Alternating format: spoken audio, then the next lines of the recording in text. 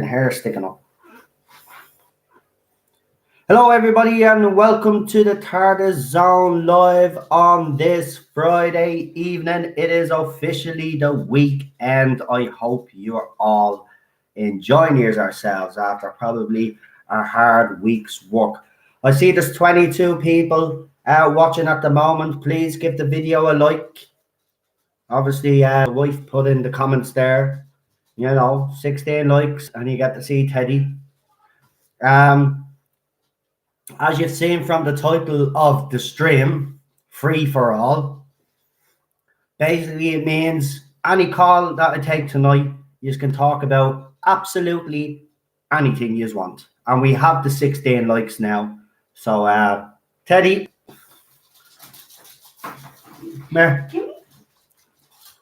he already knows. Look, and there he is, ladies and gentlemen. Oh, he wants me apple. He wants me apple. That's the only reason why he wants to come up. Look around. Hello. Say hello to everybody. Say hello to everybody. Welcome to the Tardis Zone live tonight. Isn't that right? Yeah. Yeah. And we've got a great show on tonight, don't we? So, as I said, you can talk about absolutely anything you want tonight. Okay? So when you come on, I'll just basically say to you what you want to talk about, and you just go ahead. Now, to be fair, because I know there will be a lot of people when I kind of let just talk about anything. Loads of people want to come on. Everybody that has texted me to ask me, can you come on tonight? You can come on tonight. There is no problem. What I'm going to do is, to be fair, I'll give everybody 20 minutes, right? And I think that is fair. Everybody will get 20 minutes to come and talk about anything you want. It could be Doctor Who. It could be about anything that we spoke about last night. But obviously, I want to continue on. Hello, everybody. I'll do the shout outs now in a second. But obviously, I just want to continue on from last night. Do you remember when I said I wanted, TV, sci-fi shows and movies to make us think, intelligent sci-fi shows, intelligent sci-fi franchises, and we don't seem to be getting a lot of that. They seem to be dumbing it down quite a lot. So again, remember what I asked you last night as well. So while you can come on talk about anything, remember I asked you also last night to think of that movie that either inspired you, changes our lives, or whatever. TV show doesn't necessarily have to be a movie. Ted is back again, is he? Okay. But now Ted has a treat this time, so hopefully he might just sit here for a second. There he is. There he is. And we've got another Teddy video to go up in the next couple of days for you all. So if you haven't subscribed to Teddy's channel, Cheryl will put it in the chat there and let you know, because I always get the name wrong, which is actually disgraceful. I should actually know me own little duckies channel, shouldn't I? Yes. So, obviously we'll do what we always do, just so I know. Now, I know there's people that do want to come on, so if you want to come on tonight, you know what to do. Leave in the chat. And while I'm doing that, Cheryl will take down the names actually for me, while I give out a shout out to everybody, the usual. Right, thanks, Cheryl.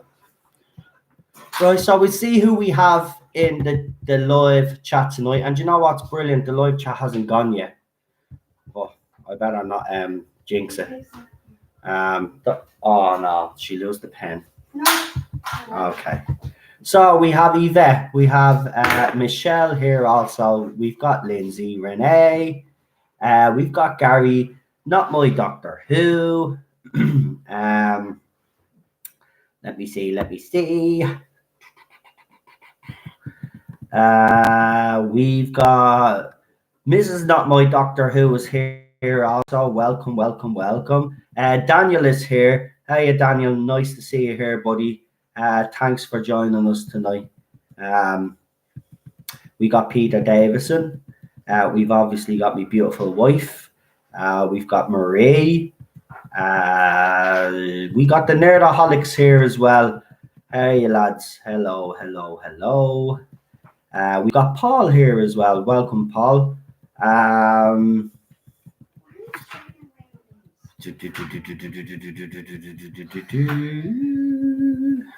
Cheryl in the background's in my ear like, why are you using your random days? I ruined her diary. I don't know why you wrote stuff in December. Oh, it doesn't matter. Doesn't matter. Yes. Chuckzilla is here tonight, and I know you want to come on. And as I said, anybody that has asked me can come on tonight. Who else have we got? I see a new name there in the chat. Just Rocket Runner is here also. Welcome, Rocket Runner. We also have. I'm catching up now, I think. Hold on. We've got. I don't want to miss anybody now. You know, I don't like missing anybody. Hold on, Teddy. Hold on, buddy. John Coogan is here as well. Welcome, John.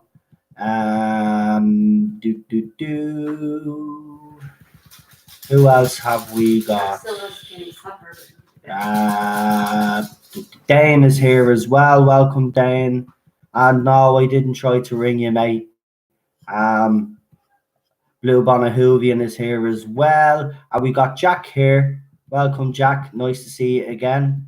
Who else have we got? And we've got the Savage Productions. Hello, welcome. Nice to have you here with us this evening. Thanks for watching my daddy. He's the best. Yay, daddy. And that is everybody so far in the chat tonight. Now, Ted, I can't. No, he wants me apple. He wants me apple, and he's not getting me apple. I see, buddy. You can't touch my apple. Oh, you can't touch my apple. Right. So, and Michael Richardson is here today. Teddy needs a belly rub. The doctor, aka Amy, is here also. I'm gonna put him down because the only reason why he wants to come up because he wants me apple. Thomas is here as well. Tardis Zone #1. Thanks very much for that. So yeah, has anybody been writing in? Yeah, Amy was supposed to be first tonight. Yeah, I will. Daniel, Blue Bonahuvian. Right. Anybody else want to ring in? Just let Cheryl know.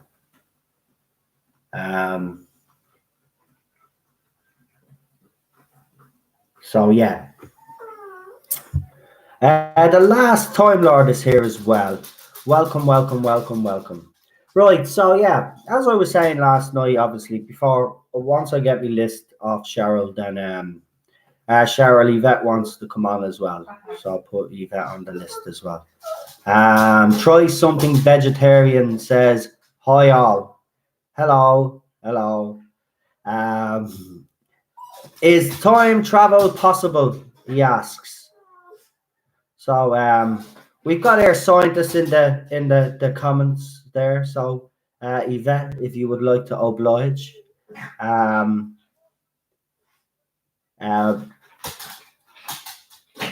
Ted, you want what? 6. You have 6. All right, give us the 6.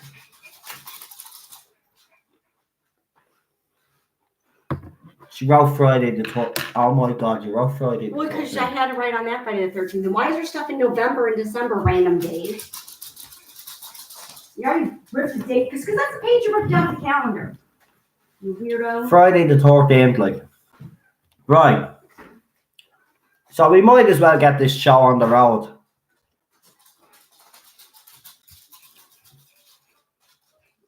Now remember, guys, before I start, actually.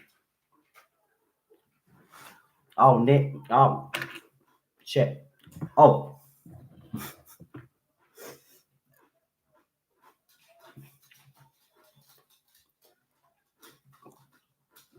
Yeah. I forgot to put Neil down.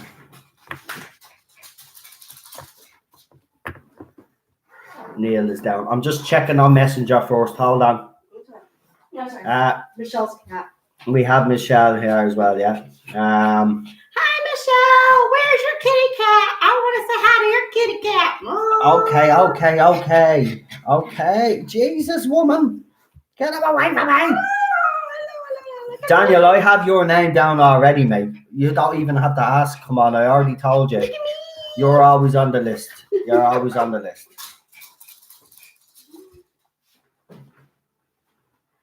So as I said, we could talk about anything. So I'm going to bring on, remember, actually, that's what I was supposed to say. Remember, I'm going to ring you guys. You don't ring me, okay? It seems to have a better connection if I ring you guys, right? So if anybody tries to ring me, right, if you miss a call from me, don't try ring me back. I will ring you again, all right? So it works better that way. So Amy is first. So let's get Amy up on me. Where is Amy on this?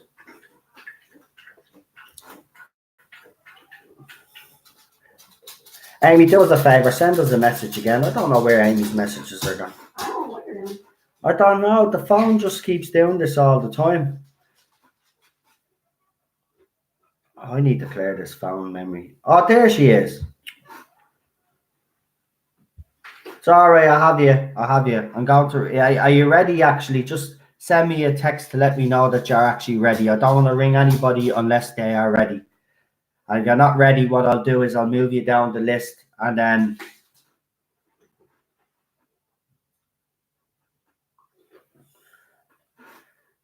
Yeah, Amy is ready. Right. And hold on, I just got a message off someone else in the live chat. So I think it's Michael Richardson actually. So I think Michael wants to come on as well. So I'm going to invite Michael down. I think he said he wants to come on. We've got loads of callers tonight. So the more the merrier. Keep coming. It doesn't matter how many we get. As I said, everybody gets 20 minutes now tonight. And obviously, if you can't think of that to say, you know what I mean. It's all good. It's all good. Don't worry about it. Don't worry about it. Everybody that comes on, as far as I'm concerned, is very brave to come on because I know what it's like, even speaking in public. Obviously, I've been doing it now a while. Obviously, it's coming more natural to me. And don't get me wrong, I still get nervous sometimes, but most of the time I'm actually all right now. So I understand that if people are nervous, by the way, it happens. So don't worry about it. Right, so I'm going to get Amy on now. We get this show on the road.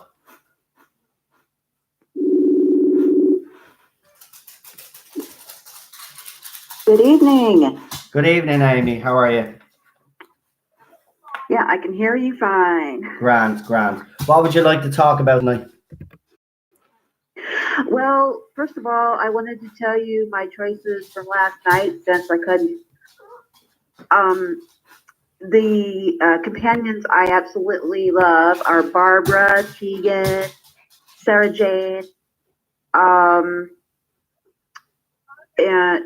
Ace, Joe, Bill, and Donna. Yeah. The ones I don't like are Mickey, Rose,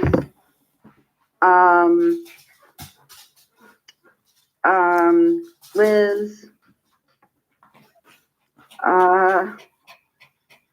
Adric, and that's about it. Yeah. Actually, I don't just dislike Rose, I hate Rose, but let's not go there. Right. But as far as movies go, movies or TV shows, the ones that influenced me the most are, this is probably going to sound weird, but Armageddon. I like that movie. I absolutely love Armageddon. I think the acting was spot on, and any movie that can move me to tears is a good one. I also liked, well, let me think, TV shows. I like X-Files, Stargate SG-1, even MacGyver. Yeah, it's very The original. corny MacGyver, but yeah, it was. I think everybody kind of watched MacGyver, to be honest with you. At the time, it was actually great, but looking back on it now, and I actually tried to watch an episode of it, it is so corny. It's, you know, all those kind of shows were at the time. It is. It's quite corny, but it brings back good memories. And I've actually tried to put things together. And I've tried to do many MacGyverisms. They didn't quite go as planned. But yeah. I love that show. But then again, I just love Richard Dean Anderson and pretty much everything he does. Yeah. So you're a fan. You must be a fan of Stargate SG-1. So. Yes, I am. I love the show. Yeah. I love Daniel because he's nerdy. Yeah. But at the end of it, he just became sort of a badass. Loved it. And I love Sam. She could be kick-ass, but she could be feminine.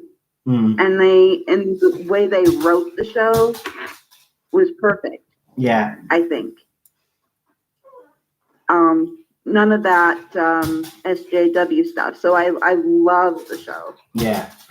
Stuff like that. It's just absolutely love it. Yeah. Did you like the movie? Yes.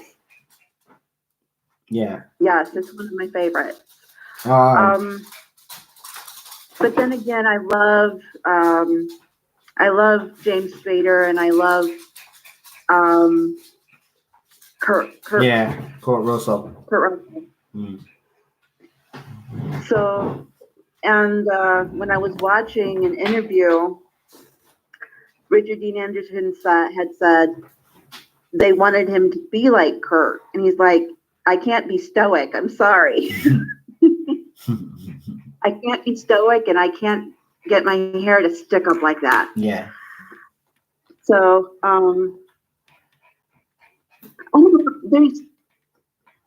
it's just everything about that show was perfect, and that's why I asked Yvette last night if we could actually someday have something that could have a wormhole as big as they have in the Stargate, so we can go to other planets and other worlds, and that kind of thing always intrigues me, because I would love to meet people from other planets. And I'm the same as you. I'm fascinated by that sort of stuff, actually. I actually do have Cheryl's head wrecked because, like I said, look, I found something else new on YouTube. You have to look at this, and YouTube again, is it? But I'm fascinated by all that stuff. There has to be something else out there. Oh, of course there is. Of course there is. What I was always told by my grandfather, you have to be, and I'm sorry if this offends people, but this is what my grandfather told me. He told me, if you think we're the only beings in the universe, then you're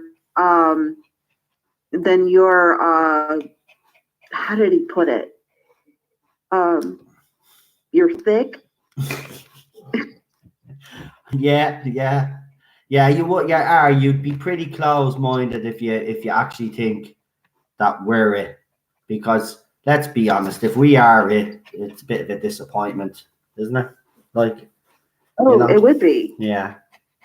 It would be. I mean, there's got to be life somewhere. Yeah. Other than, yeah, these kind of shows really inspire me to broaden my mind and broaden how I think and start researching into, are things possible? I've always been interested in science fiction, even when I was a little girl. My family thinks I'm a little strange because I was always into that kind of stuff, and I was never into Barbie dolls. I was always into the nerdy science fiction stuff. So, as what they call it anyway. Yeah. I wasn't your typical girl. But there's got to be, and I'm hoping someday soon we can build spaceships, or lack of a better term, to be able to traverse from one place to another. And I'm hoping maybe someday we can, maybe hopefully within our lifetime, they build a moon base. You know, like Bowie Base 1. Well, being honest, like they've been talking about moon bases since when? What, the late 60s or something. So, I mean, it still hasn't happened. Should have happened a long time ago. I actually think instead of the International Space Station, that would have been actually the more logical thing to do. Because they would have been, okay, it's still on the moon, but they would have been further away from the Earth. So, so for a scientific point of view, it would have been better. I mean, they're supposed to be whizzing around up there. Like, I mean, how old is that thing now? It's probably like got germs and everything in it, skin cells, you name it, because they're in space. Even the thoughts of it. And how long is that thing gonna last up there as well? Probably fall out of the sky. Know. I don't want people on there and then have it just all of a sudden just crash. Yeah. That would not be cool. But I think it would have been cheaper in the long run just to build a moon base and have people stay there. I agree. But and they could very well have called it Bowie Base 1. Yeah, that would have been appropriate. All right.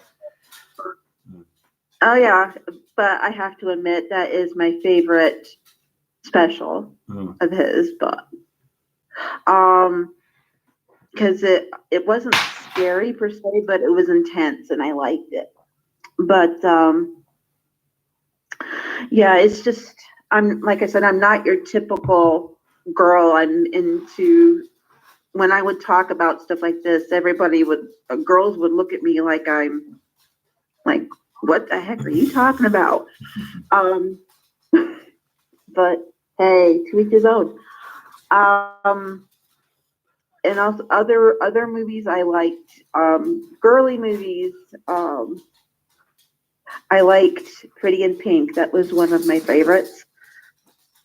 Because Molly Ringwald's character was an outcast, which is how I was growing up at that time. So I really identified with her. Okay.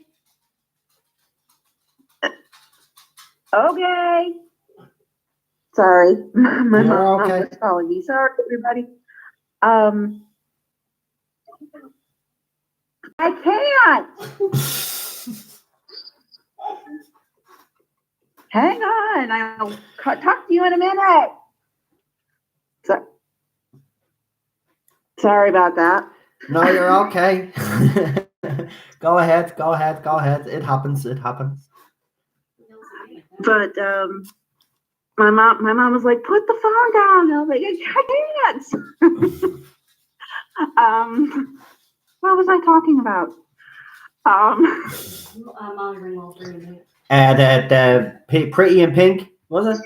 Yeah, Pretty in Pink. Oh, The Molly, Yeah. what's her name? What? Ringwald. Molly Ringwald. Yes. Sorry, Yeah. My yeah. doppelganger sometimes. See, that's what happens when you get older. You forget stuff. It's grand. We're Yeah, all gonna end up that way. Molly was my favorite person growing up because she was in a lot of my favorite movies. The teen angst kind of thing. I really identified with those. But another movie that I absolutely loved was Alien, the original Alien. Yeah, I love that movie. I mean, John Hurt, hello. Yep. Sigourney Weaver. Yep. Oh my I mean, God. how can you not love John Hurt? Yeah. Sir John Hurt, how can you not love him? That scene around the table, the dinner table, is iconic. Yeah, it kind of grossed me out, but Yeah. that's what I liked about it. Yeah. But apparently now, if I read correctly, the shocked reaction that they all had, apparently that was a real reaction or something, wasn't it? Only John Hurt knew what was going to happen. Apparently in that scene, the rest of them didn't know what was going to happen. So the popping out of the stomach, they didn't know apparently that was supposed to happen. So that reaction, when the blood splatters on them, that reaction is a genuine reaction, apparently. It is actually, because I watched an interview with Sigourney and she said none of them knew. None of them. The only one who did know was John. Yeah, but see, that's how I think that's what, I don't know if you'll agree with me, but I think that's what modern horror has actually lost. They rely too much on CGI and special effects. Even The Exorcist, whether you like it or dislike it, the practical effects in that movie are actually, for its time, are amazing. And it actually does work. So, I don't know. I just don't like modern horrors today. I don't know how you feel. The modern horrors now are, in my opinion, are kind of stupid. I don't like them because they just seem fake to me. Right. To me, I don't know how they look to other people, but to me they look fake. Another movie that I like is Twister. Yeah. One of my favorite scenes is right when Bill Paxton and Helen Hunt are underneath the bridge, and the tractor gets lifted up, and the truck gets lifted up, and then it gets dropped right in front of Jamie Gertz. Her reaction was true. They didn't tell her when or where they were going to drop the truck. Wow. I know. I never knew that one. See that you do. Huh? I said I never knew that one. You learn. See that you do learn. It is true. You learn things every day. New things every day. Is that what I have to say? See, I'm getting old as well. I can't even remember sayings anymore. But you learn you learn things every day. New things every day. Oh Jesus, I still can't get it right. Go ahead. But yeah, that look on her face and that reaction and how she drove, that was completely unscripted. Right. But they kept the camera on her because, you know. Yeah. And then when she got out of the truck and you saw her completely just lose it, that was real. Wow. So, yeah, they don't really do that much anymore. And that's the old movies we had when we were younger. That's what I like. What's your favorite disaster movie? Actually, just it would it be Twister, or have you got another one?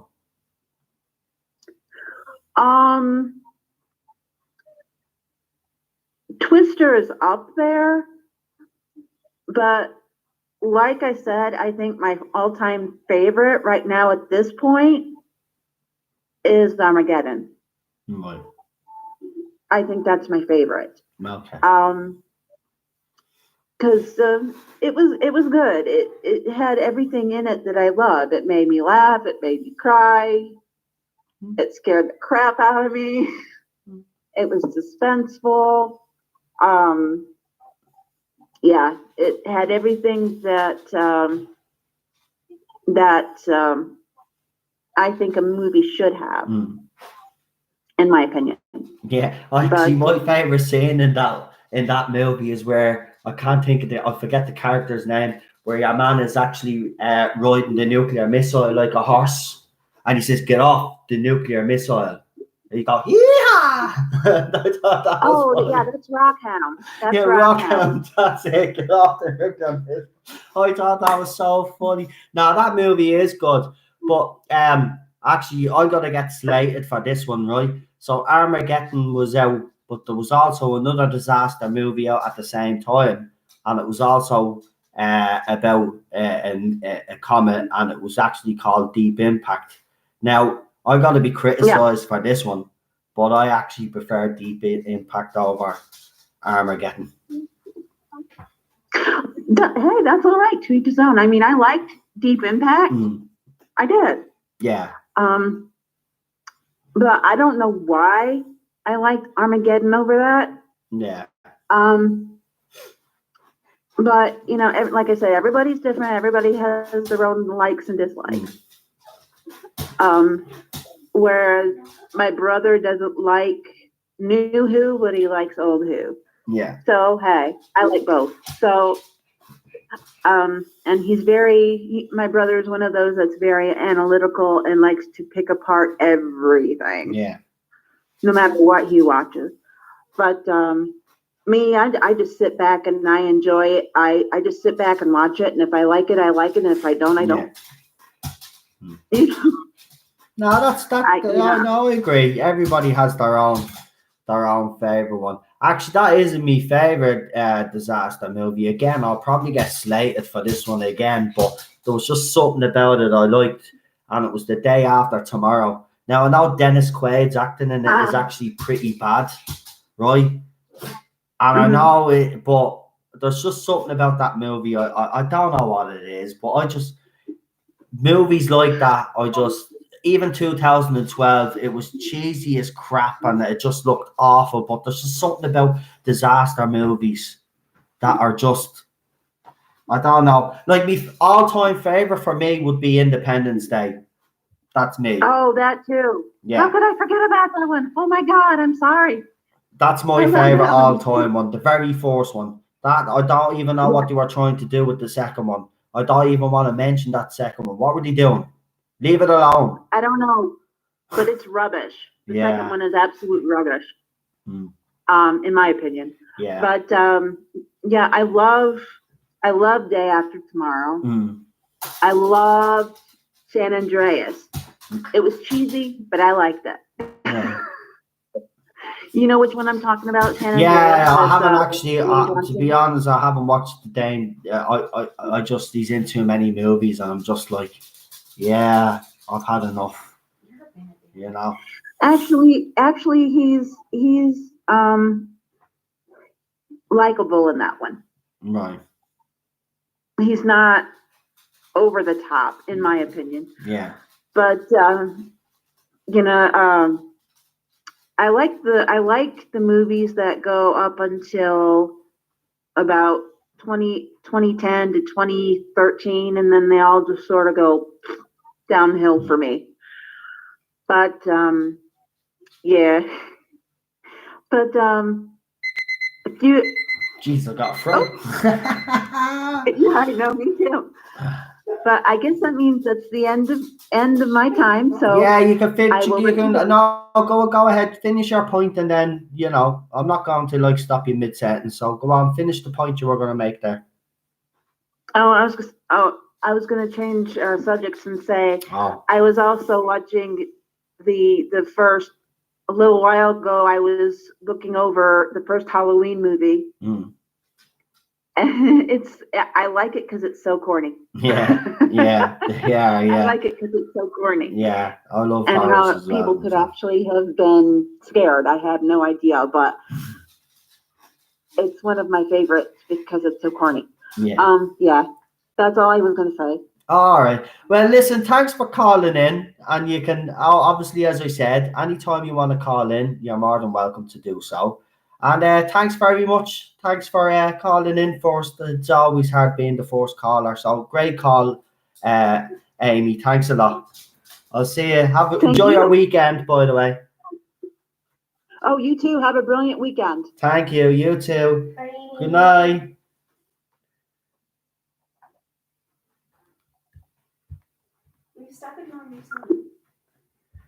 And that was Amy, everybody. And that was a great first call. We've got Daniel next. So we'll just roll with it. Just go next. Thank you, Amy. Nice of you. Oh, I've got a couple of message requests here.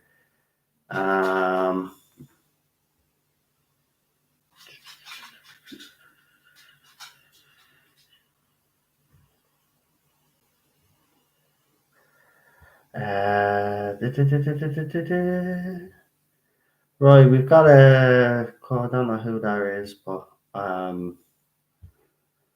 right. So Daniel's next, but yeah, I've just to actually follow up on Amy's conversation there. I've seen a few of you have said he's like Volcano. I actually like that movie as well.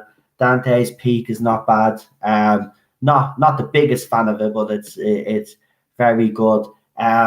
Even though it's not the greatest movie in the world, The Core is it The Core? It's called the one where they have to go to the center of the Earth's core. That was a bit cheesy, but that's actually I like the end of that movie actually. What else do I like? Disaster movie was the old Earthquake movie with Charlton Heston, isn't it? Yeah. That was actually I only watched that a few about a month back. Obviously the Towering Inferno. Love that movie as well. I love movies like that and movies about airplanes that are in distress. I know that sounds weird, but I just love those type of movies. And then they always end up like saving the day. It's always typical with all those old movies, right? They always end up saving the day. You know. Right, we'll bring Daniel on.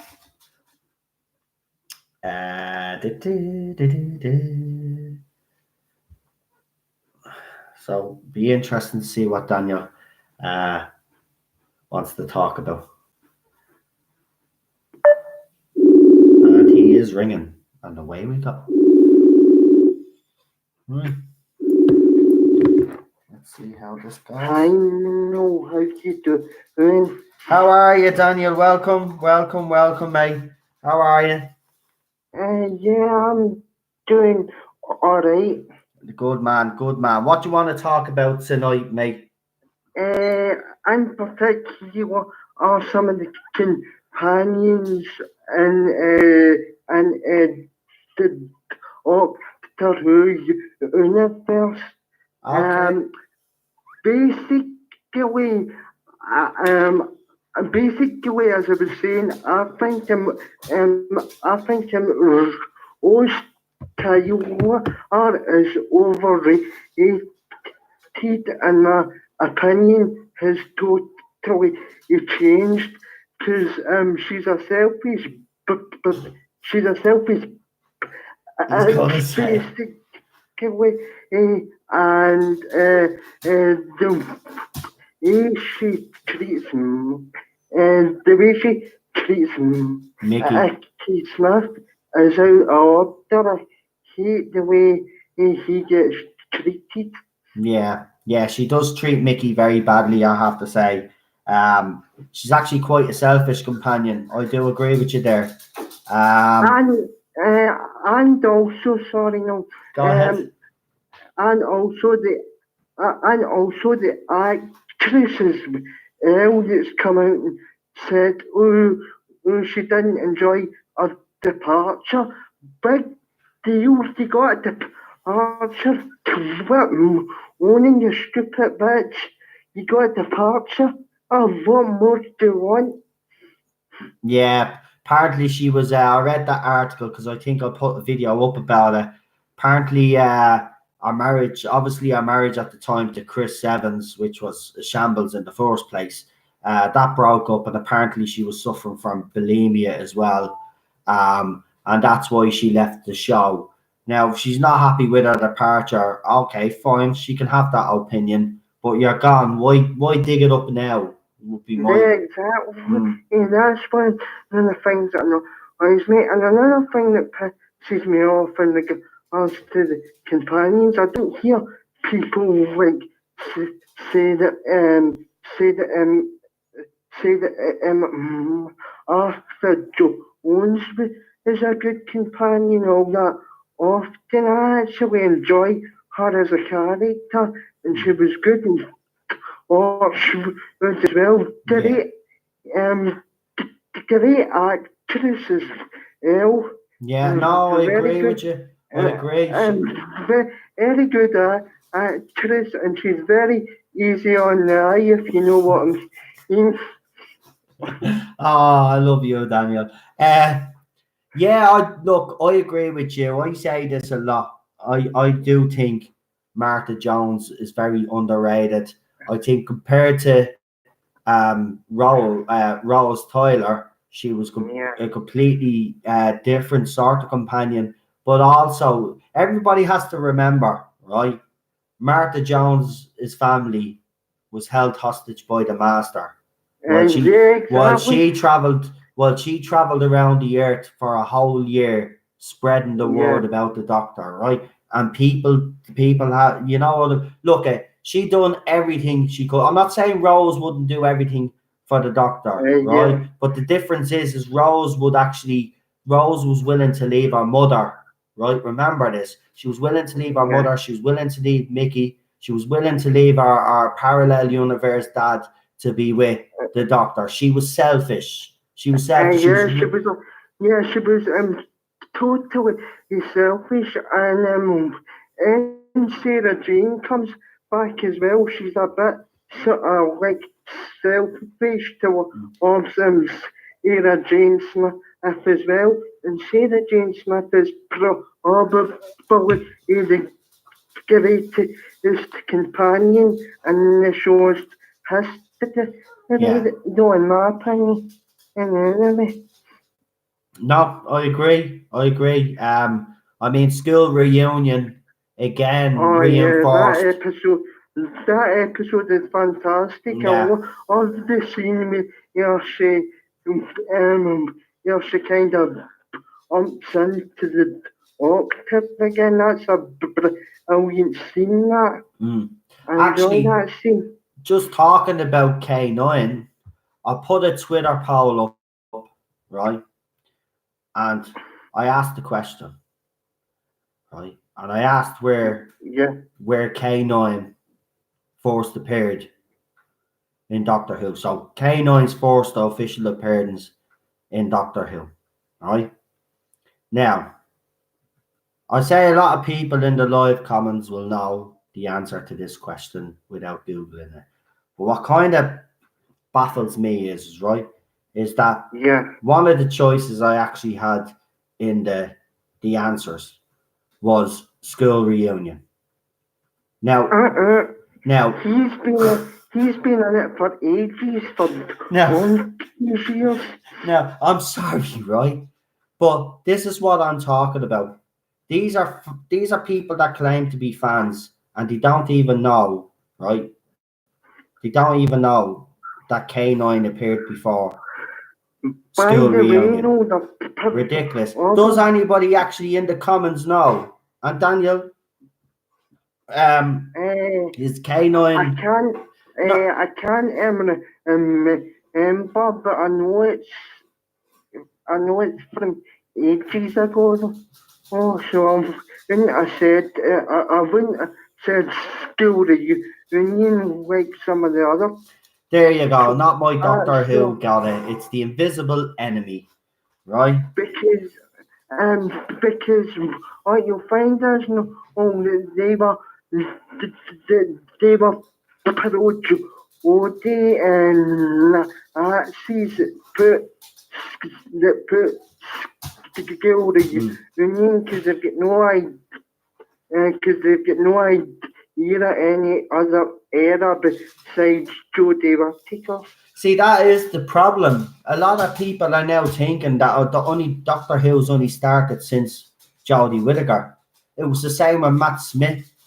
You know what I mean? Everybody ignored Peter Capaldi. Like, it's just, Yeah. oh, here's And Teddy. Ca- I'm not ignoring him. He wants me apple.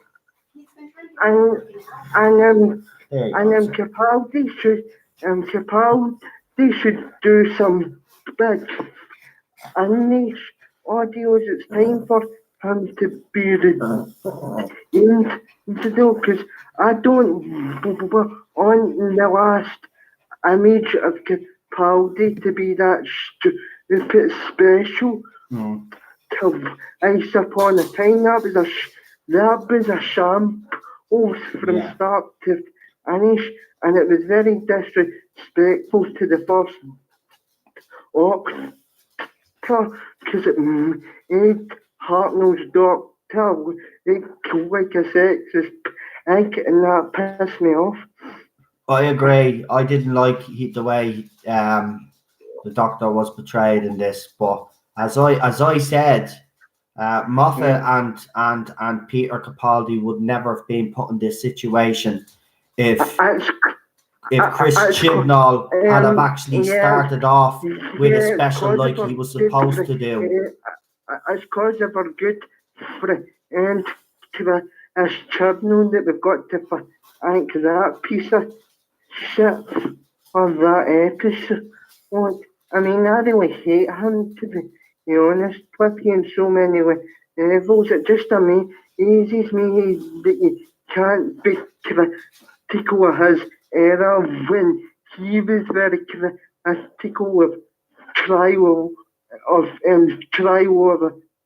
Time Lord, with that Pip and Jane Baker, and you arsehole in that panel show. I mean, it's ridiculous, and a hypocrite at the highest order in my opinion. He's Do an you know idiot. what? That video clip of him having a go at them has become an internet meme now at this stage. It's like it's the biggest do you know what? I bet you little did he know when he made those comments, right? That they would come back and bite him in the ass in the big way. Because everything that he said at that time is he's actually describing his own era. put in the show himself. With ridiculous characters such as that is Asmin Khan, who gave no character development to whatsoever, and casted constipated squirrel on his faces with was I like to call her. I mean, his era has got to go down as the worst era in history of the show, and I don't think it will ever be. I don't think it will ever be up to that regard. Is any era after this or before it is better than what you're getting right now under Chibnall, because he's actually stayed silent and he's really desperate to bring back the Cybermen and the Daleks and just destroy them even further. Yeah, I mean, look, we've got one more series of this horrible era to go. I mean, if you do bring back all those people, or all those characters, I should say, or the villains, whatever you want to call them, you bring all those back, you're showing that you're in desperate mode. He should be ashamed of himself. How can he call himself a fan of the show, but then destroy it as much as he has? Because this isn't a sci-fi show anymore. It's a propaganda piece of the highest order. No, I agree. I agree with you. I mean, he should be ashamed of himself. I mean, look, at the end of the day, people, I always try to remind people on this channel that even Jodie Whittaker is responsible for some of this, right? At the end of the day, the guy that decided to hire her was Chris Chibnall, right? So at the end of the day, as I've always said, he's the one, as far as I'm concerned, is more accountable for this. Her acting, she was put in way over her head. Now, she didn't help with all the statements that she made. She should have really kept her mouth closed. She should have went off. She should have done the research. But she did none of that. She didn't respect the role. And the head of BBC drama should be fired as well, because how he thought that was a good idea to hire that idiot Chibnall, I will never know. Or, to be honest, he needs to step down from his post or be fired. It's time for the BBC to act. And or better yet, put us in charge of Doctor Who, and you'll write a better sci-fi show, even though it would be hard. Oh, because anybody could write a better sci-fi show than Chris Chibnall, and especially Doctor Who. Yeah. No, I agree with you. I look, Chris Chibnall is good in his own genre, which is drama, right? Yeah. Now, Doctor Who has primarily, right? Now, when it first began, yes, it was history. It was an educational show. Soon as the Daleks came along, it changed the whole dynamic of the show. So it's been primarily sci-fi. I kind of moved away from that after the second story, the Daleks. That's and it kind of moved away. So it didn't even last all that long as an educational show. Also, Chris Chibnall can't even have that as his arc.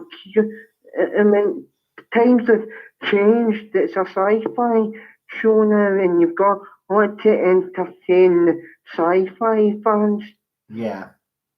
No, I agree. That's what I mean. I mean, look. I understand, and we all understand, that BBC want Doctor Who to be global, right? And they want to make a ton of money, right? But at the end of the day, if you're going to annihilate your core fan base, right? If you're going to alienate those fans, then you're in trouble. Yeah. And like, especially in America as well, because I think BBC are trying to promote Doctor Who hard over in America the past few seasons, but you've kind of pissed off all the American fans with your shit content on that BBC America, where you only show Jodie with Whittaker episodes constantly. I'm going to ask you this question. Where would you rate Jodie Whittaker's era in the whole history of Doctor Who, and how do you think personally, and how will you remember this era? I'll remember it as shite, awful, and unengaging, and probably it's the most boring series of TV I've ever watched in my whole entire life, because half the episodes in here he put me to sleep. They were that bad, to be honest with you. If you need a kid who are for insomnia, try series I was having as your kids who are from insomnia. Yeah, or if you have you can drop bombs because that'll put you to sleep. I guarantee you. Yeah. I mean, look, when I look, me and you just say it all the time on Twitter, people praising this era. I don't even go into threads anymore now because it's just ridiculous at this stage. But I mean, how can they look at? I know what BBC tried to do, but you can't dumb down the show. I'm sorry. You want to get in new audience and make a decent bloody show. You don't dumb it down. You make a decent bloody show. People will be attracted to it if it's a good show. You know what I mean? You can still put in all your crap that you want to put in, but you do it in a... Watch the Chris Chibnall, if you're watching, watch the Orville, right? If you want to see how they do it, watch the Orville, mate. And all your political stuff should be in the background and let your sci-fi tell the story as first case in point in the Dow experiment for your sci-fi elements at as first, and you tell your message for the story. You don't stop the story halfway. If you take a hammer out and hit people over the head with it. Yeah, true. I agree with you. It's but see, this seems to be this is the theme through TV now, isn't it? Yeah, it's a horrible thing to be honest with you. I just can't wait until all this is over and see when the announcement happens that Jodie Whittaker and Chibnall are on. I'll come on that night and we'll just have a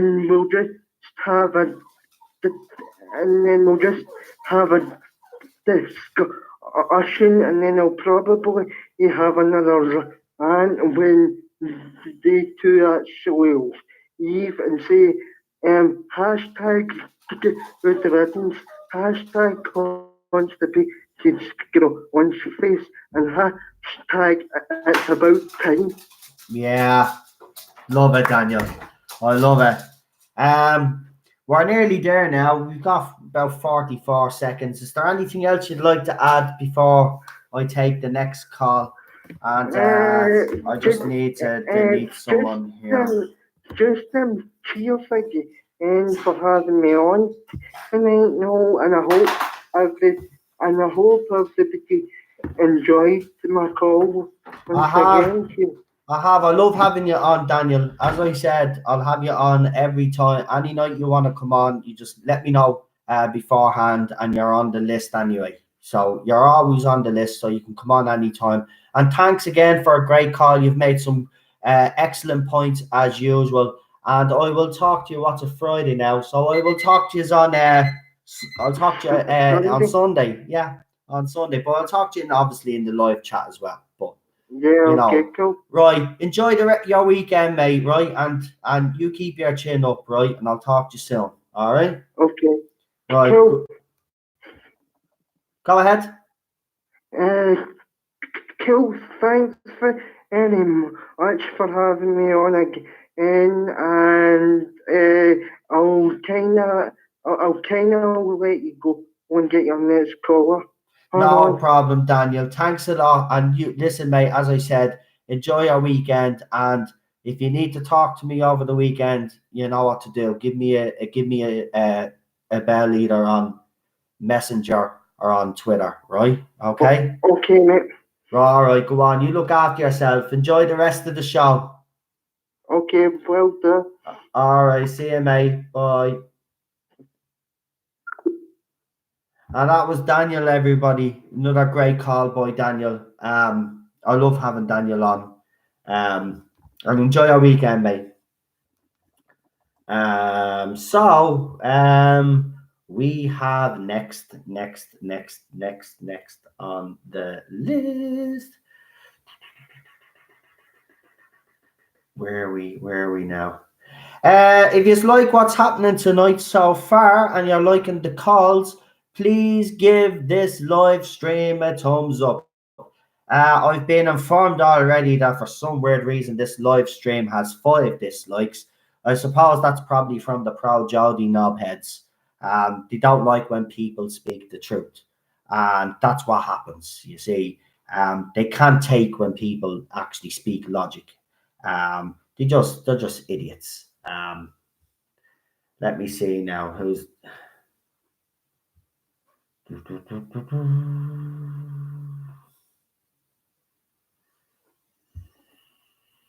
okay, that was a bit weird. Right, so Blue Bonnet Hoovian is next. So do us a favor, just send us a message on Messenger to let me know that you're ready to come on, and we will take the next call. As I said, if you haven't liked the video, please do so. Also, give the channel a subscribe and hit that notification bell. By the way, folks, make sure that you're still subscribed because, you know, for some weird reason, it keeps going from 331 to 333. Oh, no, 531 to 533. And then when I look, then it's back down to 531. I don't know if it's the Pro Jody fans, like 1 minute, like they're, oh, yeah, then we're going to leave him. And then they come back again because they can't. See, here's the thing, right? They'll criticize me, right? They'll slag me off, right? But they'll watch me and they'll subscribe to my channel because they want to hear what I have to say. You know what I mean? And the thing about it is, deep down, I see 2 of them are gone. Deep down, right? You know that I'm right. And you know that everybody that's talking here is speaking the truth. Yeah,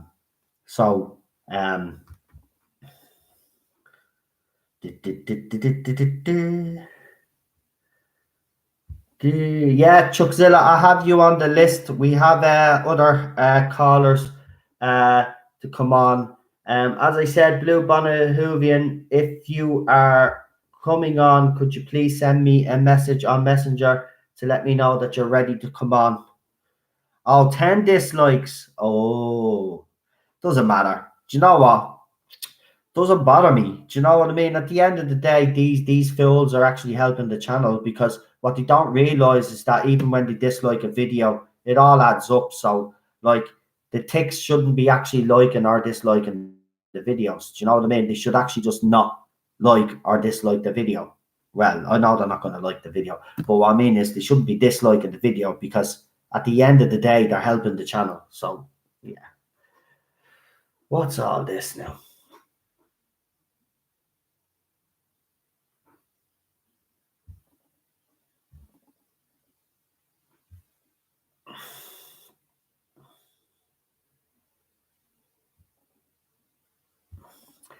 So, I don't see a message from Blue Bonnet Hoovian.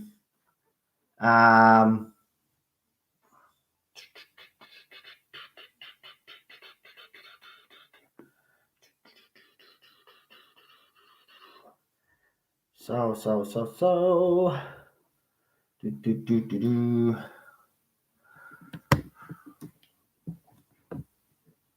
Right. What I'll do is I'll if Blue Bonnet Hoovian is still in, let us know. But I'll go straight to the next call, and I'm gonna bring on Chuckzilla because Chuckzilla was actually supposed to come on first, but then obviously the live streams went a bit different, so we put Amy on first. So I'm gonna go to the next call, bring on Chuckzilla. Blue Bonnet Hoovian, if you're still in the chat, maybe your signal is gone or whatever, let me know and I will bring you on. So now we're gonna ring Chuckzilla.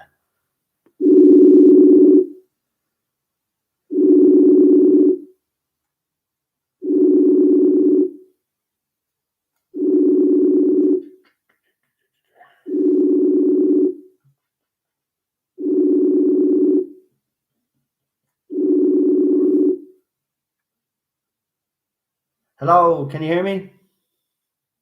Can you hear me? Yeah, I can hear you. How are you? Okay. Sorry, I can't hear you very well here. You Is that can- fair? Yeah. Can you hear me now? Yeah. Yeah, that's good. That's good. Okay, go ahead. What would you like to talk about tonight? I did want to go over the I know the news you brought the other night. They were talking about well, it's a bit further back the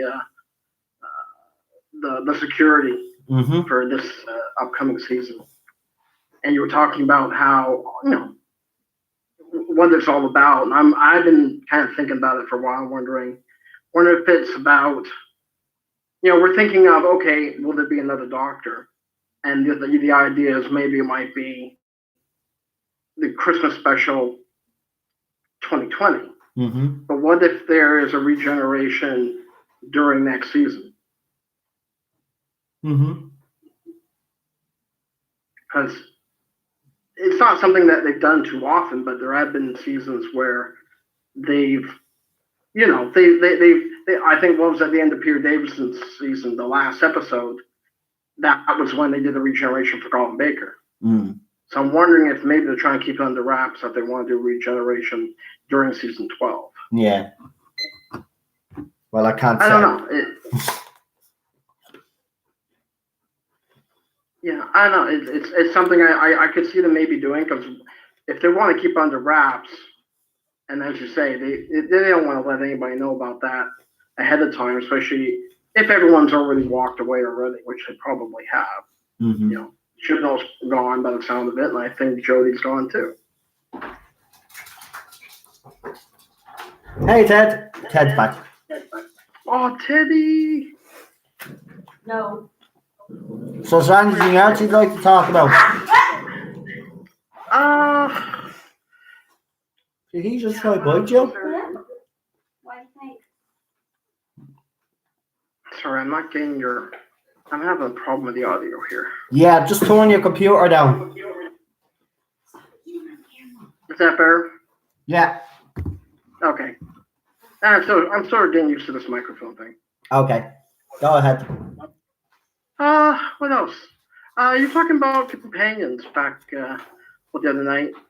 And I think of companions I dislike. I think Rose is definitely on the top of the list. I never liked her. I don't know what it's funny, because when the new series came on board, I don't think I liked, for her as a character, because it's funny, because I guess all throughout this old series, we never got to know about the companions' backstories. It was always, we never knew about it. So I guess that was something they wanted to do, was, we knew about her family and the boyfriend and everything. So, and I don't know, her character rubbed me the wrong way right off the bat. Yeah. As much as I love Christopher Eccleston, I thought Rose didn't do it for me at all. Whereas I thought Martha was a very good companion. I liked her a lot. Yeah. She had something about her character was a lot more likable than Rose. Yeah. Who else did you like, companion-wise, or do you think there was any companion out there that was underrated and that deserves more of a spotlight? I always thought Turlo was underrated. I like Turlo. Right. Again, one of those characters who, of course, we don't know. At first, he seems like a bit of a dick, but then we realize why he was that way. So I think we started to like his character a bit more, because we realized what he was going through. But and I mean, underrated. It's funny. I just started rewatching classic series right from the beginning again. I haven't done it in years. Yeah.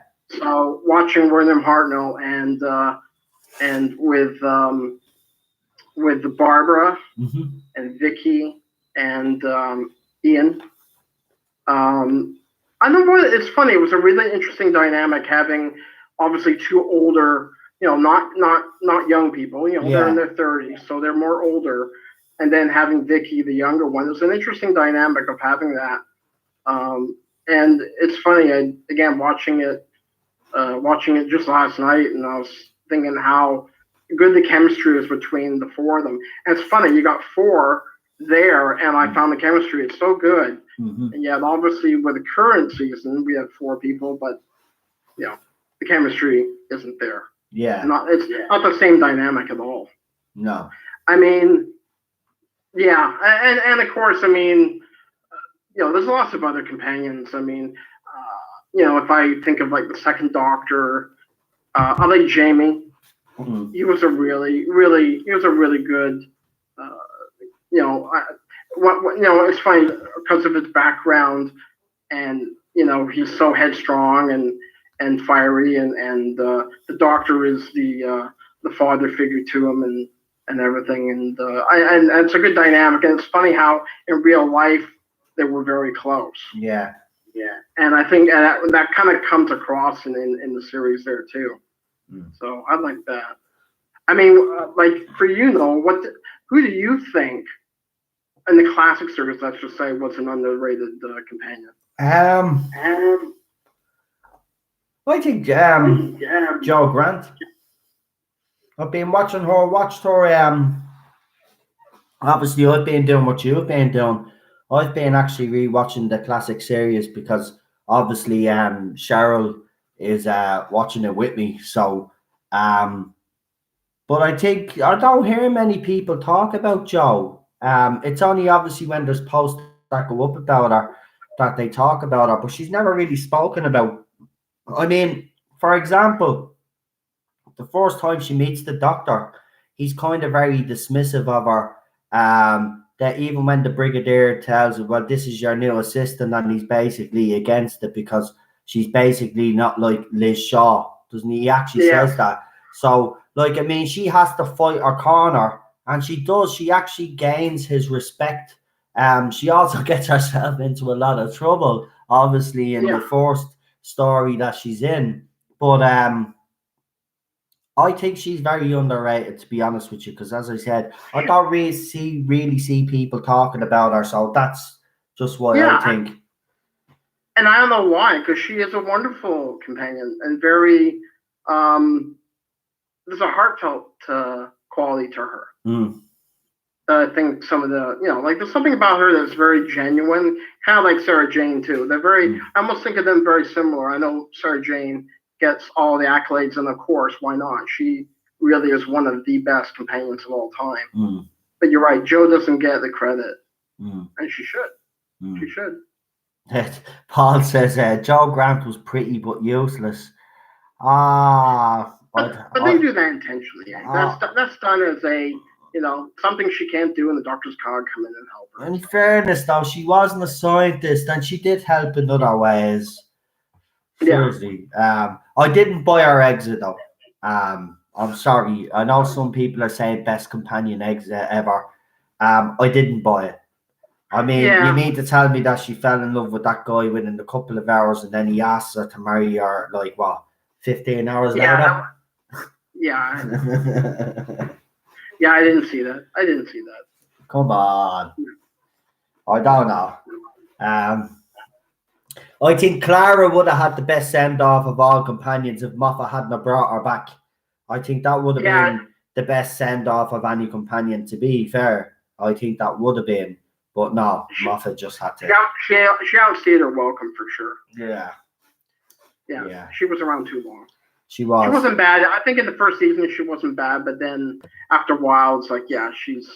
Yeah, she got a bigger ego than the Doctor, didn't she? Yeah, too much of a know-it-all, and that doesn't work with Doctor Who. I mean, it worked with Liz Shaw, but she wasn't on the level of the Doctor, where I think they more or less made Claire on the same level as the Doctor. That doesn't work. Yeah, we're watching Leela now, right now. Leela, oh my God. Poor Leela. She hasn't got a brain. Oh, she reminds me of the Scarecrow in The Wizard of Oz. She doesn't have a brain. Poor savage girl. Yeah, she was a wild one. Yeah, she's all right. But come here, I noticed something, right?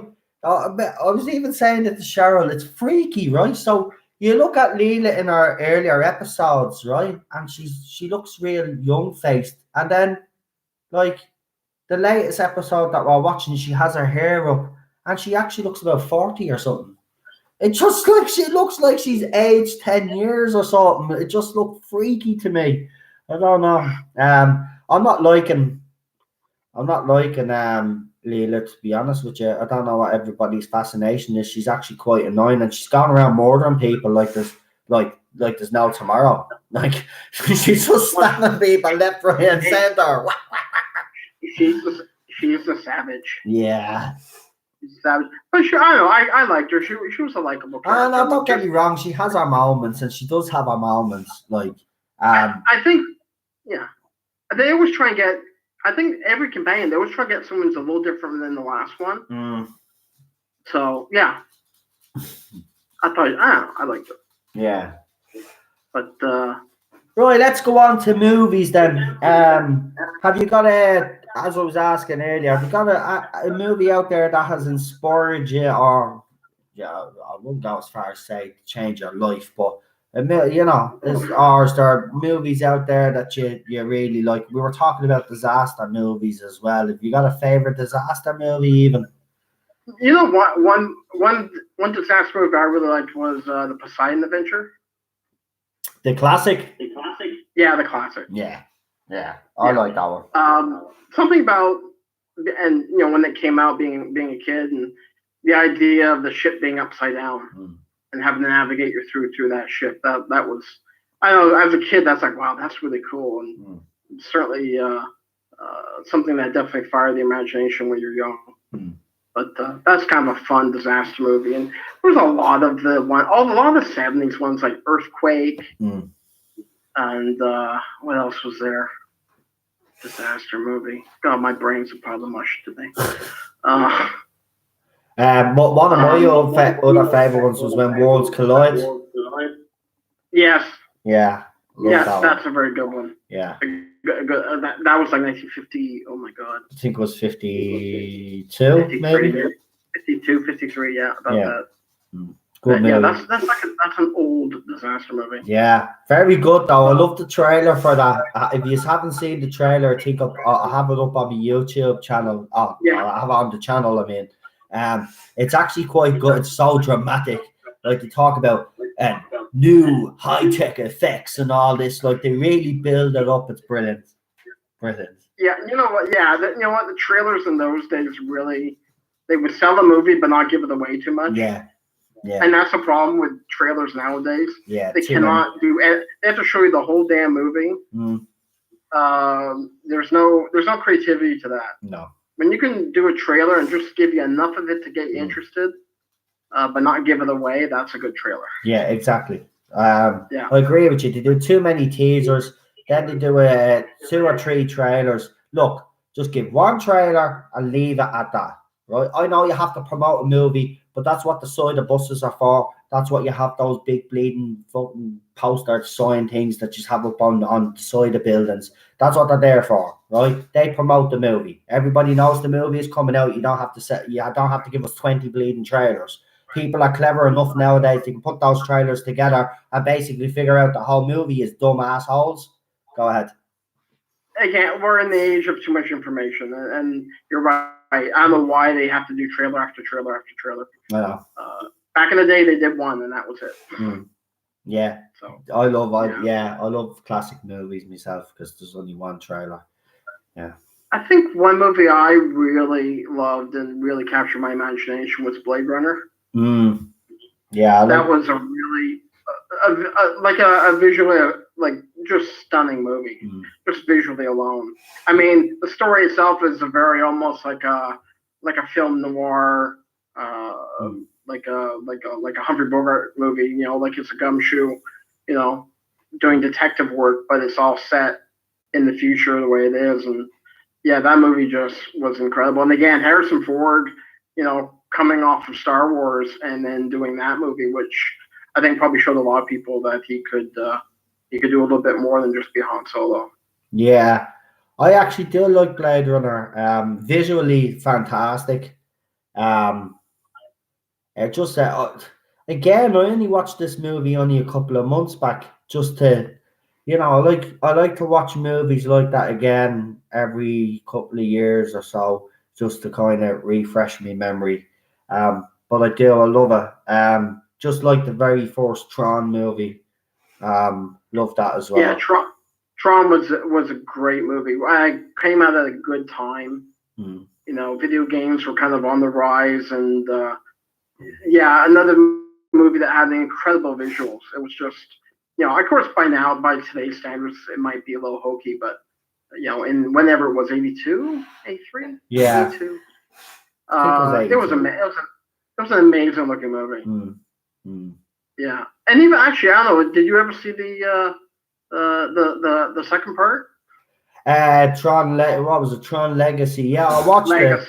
Yeah, I watched it. I actually didn't mind that movie. I actually found it enjoyable. I thought it was pretty good. I mean, like, considering so many years they took to, obviously, it'd been in development hell for the longest time, and they finally got to do it. But I thought the story made some sense in the grand scheme of things. But yeah, it was nice to see at least they got a lot of the actors back from the first one to reprise their roles. So it had a good continuity there. I guess that would probably be it. I know there was talk of a third one, but I don't know if it'll ever happen. Extra Spice Mikey actually says best underrated sci-fi movie is Lawnmower Man. I'd actually have to agree with you on that. I like Lawnmower Man quite a lot. The sequel was complete rubbish, and I think they made more than after that. But the very first Lawnmower Man movie, absolutely, I agree. I think that is underrated. Yes. Very underrated. Yeah. And yes, I had Mr. Pierce Brosnan in it too, didn't it? Yeah. Yeah, he's not everybody's best friend lately. Yeah, I'm not impressed with what he said there, but do you know what? These people just need to shut their mouth. Look, I don't care if I said this yesterday. I don't care if Pierce Brosnan has played James Bond. Right? Shut your mouth. Right? Just shut your mouth. Okay? Keep out of it. It's none of your business. And the fact that you've actually turned around and says a woman should play the role proves to me that you never fully understood the role that you are playing. So as far as I'm concerned, you've gone down in my estimation, and I'll never watch another one of your movies again. Anyway, I found your movies after GoldenEye cheesy anyway, and you were a shit Bond after that anyway, so good riddance. Yeah, just brown nosing at this point. That's all they're doing, because he knows he'll get a job if he just, like, brown noses with these people. Like, be true to yourself, Pierce Brosnan, right? I know you don't really buy into this bullshit, but why leave? Okay, anybody out there that thinks that James Bond should be a woman, I'm going to tell you now, you are clueless planks, all right? You haven't got a clue. Go back and read the books, right? The author wrote James Bond as a male, right? It's in the books, okay? You're not going to change the books because all of a sudden you have this little agenda, right? And you want to gender swap roles and give them male-dominated roles actually weakens the feminist movement. These are a bunch of twats. Seriously, these are idiots, right? Leave Bond alone. Create a female franchise somewhere else, yeah? We don't need you in Bond, right? We have the Bond girls, right? Some of them, over the years, they've gotten a lot smarter, but they're there for eye candy. They can't handle that, go and piss off, right? Because Bond is primarily a male-led franchise, and most of its fans are male. I'm not saying there isn't female fans that don't watch James Bond, but the majority of them are male. So get the feck out with your ideology. And we don't want the female Bond. Jesus Christ, get away. And there are, and I'm sorry, there are tons of women who are also saying the same thing. They do not want to see this gender swapped at all. It weakens the movement. It's a token role. It's a token. Well, that's all this is. That's all this is. It's all done for tokenism. It's a token gesture. Do you know what? Here's the thing. These people try to twist things and say we hate women, right? That we don't want women in that. We're not saying that, you bloody clowns. What we're saying to you is go and make these bloody movies. Original content for women. Don't be giving them token roles, because that's what you're doing. You're weakening the movement. Even Hasbro with that Monopoly game, that female Monopoly game. I'm sorry, but again, that is wrong. You're sending out the wrong bloody message. You need to stop, you bunch of clowns. If you want to empower women, what you do is you make original content for them. TV shows, big movie franchises of their own. You don't take pre-existing roles and that are primarily male-dominated and just stick a woman in there and just say, look what we done.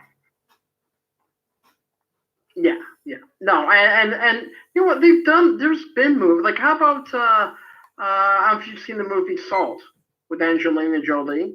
Yeah, I have. That was a great movie, and that was very Bond-esque. And I mean, why? You know, like there's a movie that they could do next, and it's totally like Bond. And yeah, I know this.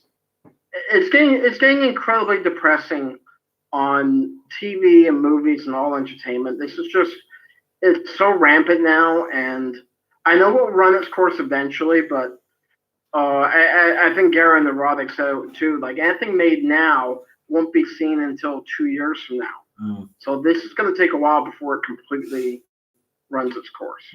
True. And I'm afraid all these franchises have just been destroyed by doing this, and just for tokenism. As you say, there's nothing wrong with having women in roles of any TV show or movie, and there's been lots. There's been tons. So why they have to take something that's established and gender swap it just for the sake of that? That's what I mean. Look, I'm not saying I won't watch a look at everybody proved that they're behind a female-led bleeding franchise. Look how many people went to see Wonder Woman. Yes, bleeding clowns. See, this is what I mean. These are, oh, you hate women. You have a thing about women being, you are scared of women. Why not? Why not? We proved that. We watched Wonder Woman. We backed bloody Wonder Woman because it was actually a half-decent bleeding movie. Yeah?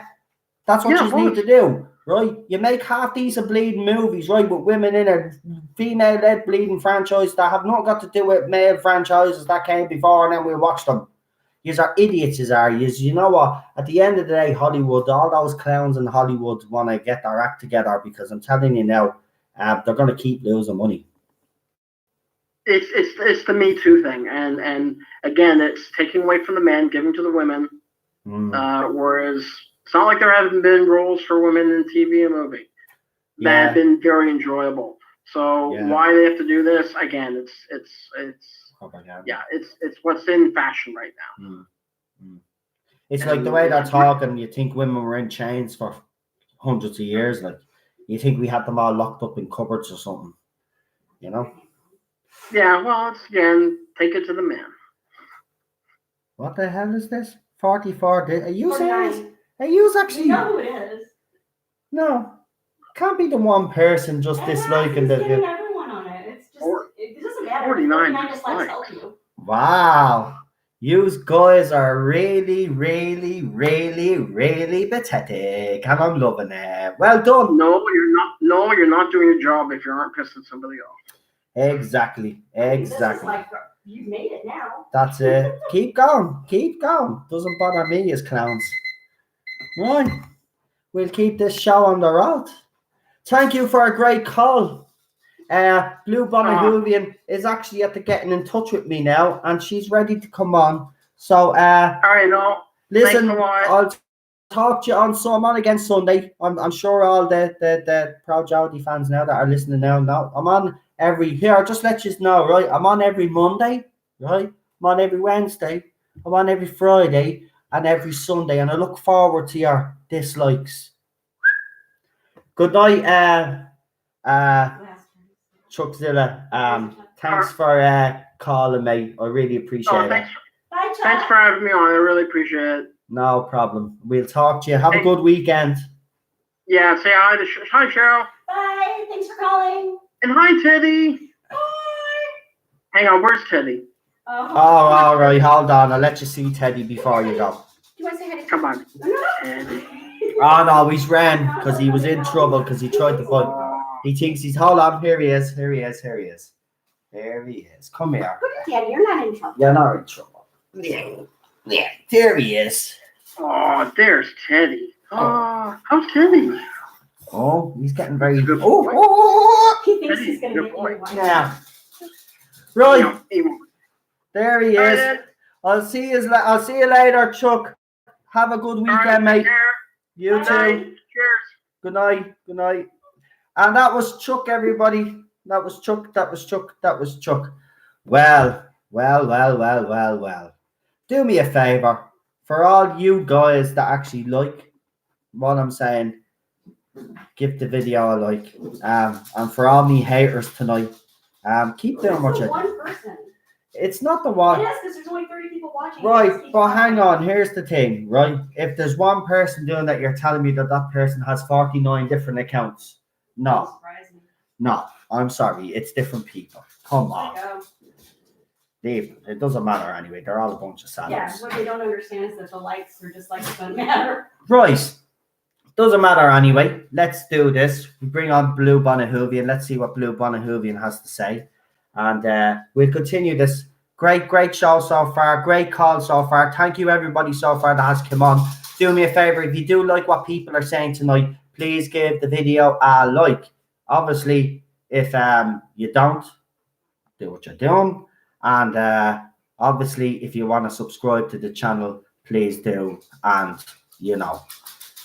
pass on this channel to like-minded people as well. As you can see, I get people on to have a chat. Obviously, if you just send me a message on Messenger and I haven't seen it in the live chat, I'm not going to actually bring you on, because the point is people in the live chat are the ones that get the opportunity to come on and have a call.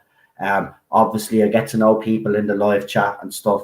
So, I try to bring on callers that I know that are going to be safe and that are not going to obviously use the opportunity to kind of basically have a dig at me, because that's not going to happen. Yeah. So just thought I'd get that in there. And my beautiful wife has just given me a wink there. I love you too. Right, Blue Bonahoovian's next. And here we go. And we're ringing.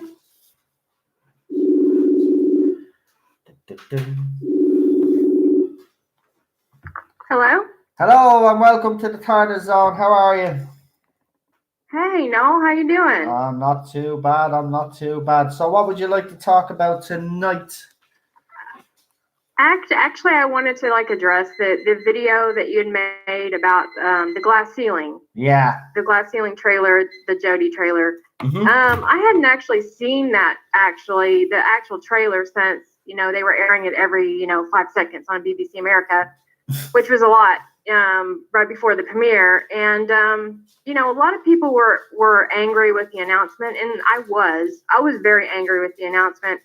But the glass ceiling one was the ultimate just slap in the face to me as a woman, because here you are taking a established male character, strong male character for 54 years, and you are giving it to a woman just like a token. And for me, that is an insult, because the Doctor has always been male. He's always been a very strong character that appeals to women as well, because he's a strong character. Basically, he's the protector. Yeah. And she doesn't have that. She doesn't have the gravitas. She doesn't have, the 12 previous Doctors, they all kind of had that, and she doesn't. And for me, it's an insult. It's an insult that they could just pat themselves on the back. Look what we're doing for you. It's like, you didn't ask me what I wanted. I mean, I've been watching, pretty, not too long, 6 years, but I feel like I'm very protective of the character. And to me, it was a complete insult. And the BBC is a big one to blame, in my opinion. I don't know what you think about that, but I mean. Yeah, I mean, I honestly, I said at the time when she was cast, I thought it was the wrong decision to gender swap the role. I mean, they were, let's be honest, we did know that they were testing the water with Missy. And people have said to me, but you didn't make a big deal about it when Missy was cast. Well, I did, and a lot of people did. The difference is that the Doctor is the main character. Yes, the Master was male also, but the Doctor is the main character. That's the person that's been on the screen for over 55 bloody years. All right, to change that and not address it, for starters, anyway, was wrong. It should have been explained, and the reason why it wasn't explained is because Chris Chibnall probably didn't know how to go about it, and also he didn't want to overcomplicate it, because obviously he wanted to bring newer fans in. And obviously, as I've said on this channel plenty of times, they've basically done the down, because I'm not being smart here. Well, I am being smart here, but I'm being rude here. But I'm going to be rude. Today's generation, not all of them, there's very highly intelligent ones out there, but most of them are a bunch of sheep, planks, and they'll be fed crap. And the bottom line is that anybody that likes this era obviously doesn't have high intelligence and likes their sci-fi to be dumbed down. The thing about it is, there's not even enough sci-fi in this to even keep me interested. So, I mean, that's why fans like me, now I obviously watch the reviews and stuff, but there's other fans that refuse to watch, and they've walked away. And the reason why they've walked away is, like what I spoke about last night, everybody likes intelligent sci-fi. We like intelligent sci-fi. Yes, we don't mind the odd silly episode, but Jodie Whittaker's era just feels like a whole silly mess. Boring. I wouldn't even mind. There was nothing to even smile about in that show. It was just, I don't know how you felt, but I mean, me watching it myself, I mean, I couldn't even keep me concentration watching it. No, it just made me depressed. I mean, I just, because the show, I mean, the last 6 years has meant a lot to me, and I'm a pretty new watcher, but when I got into it, I got into just all the way. I mean, just watching from the first Doctor all the way till the present. And so for me, when people say,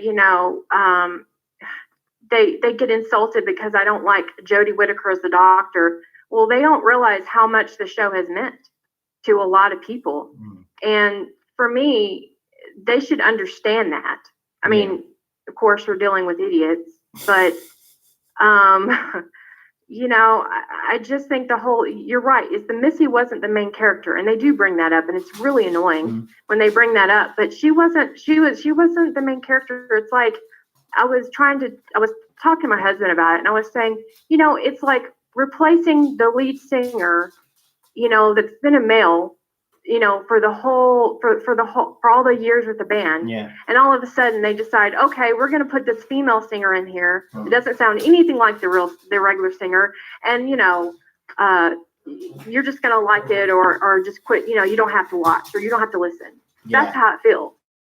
Yeah. No. And Missy's like the drummer, I mean, the drummer, like, you can replace the drummer, it doesn't matter, but the singer, the main person in the show. And it just seemed like the way that they talked about how, like, you're just gonna have to like this, and it just really insulted me.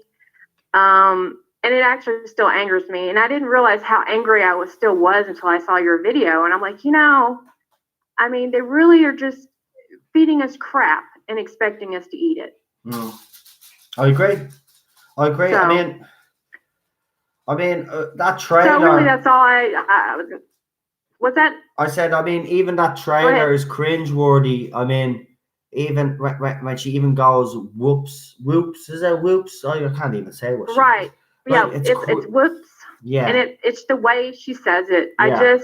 I literally wanted to go in my screen and slap her. It's like as if to say, like, look what we've done. Ha ha ha! I'm smug now. Right. Let me pat.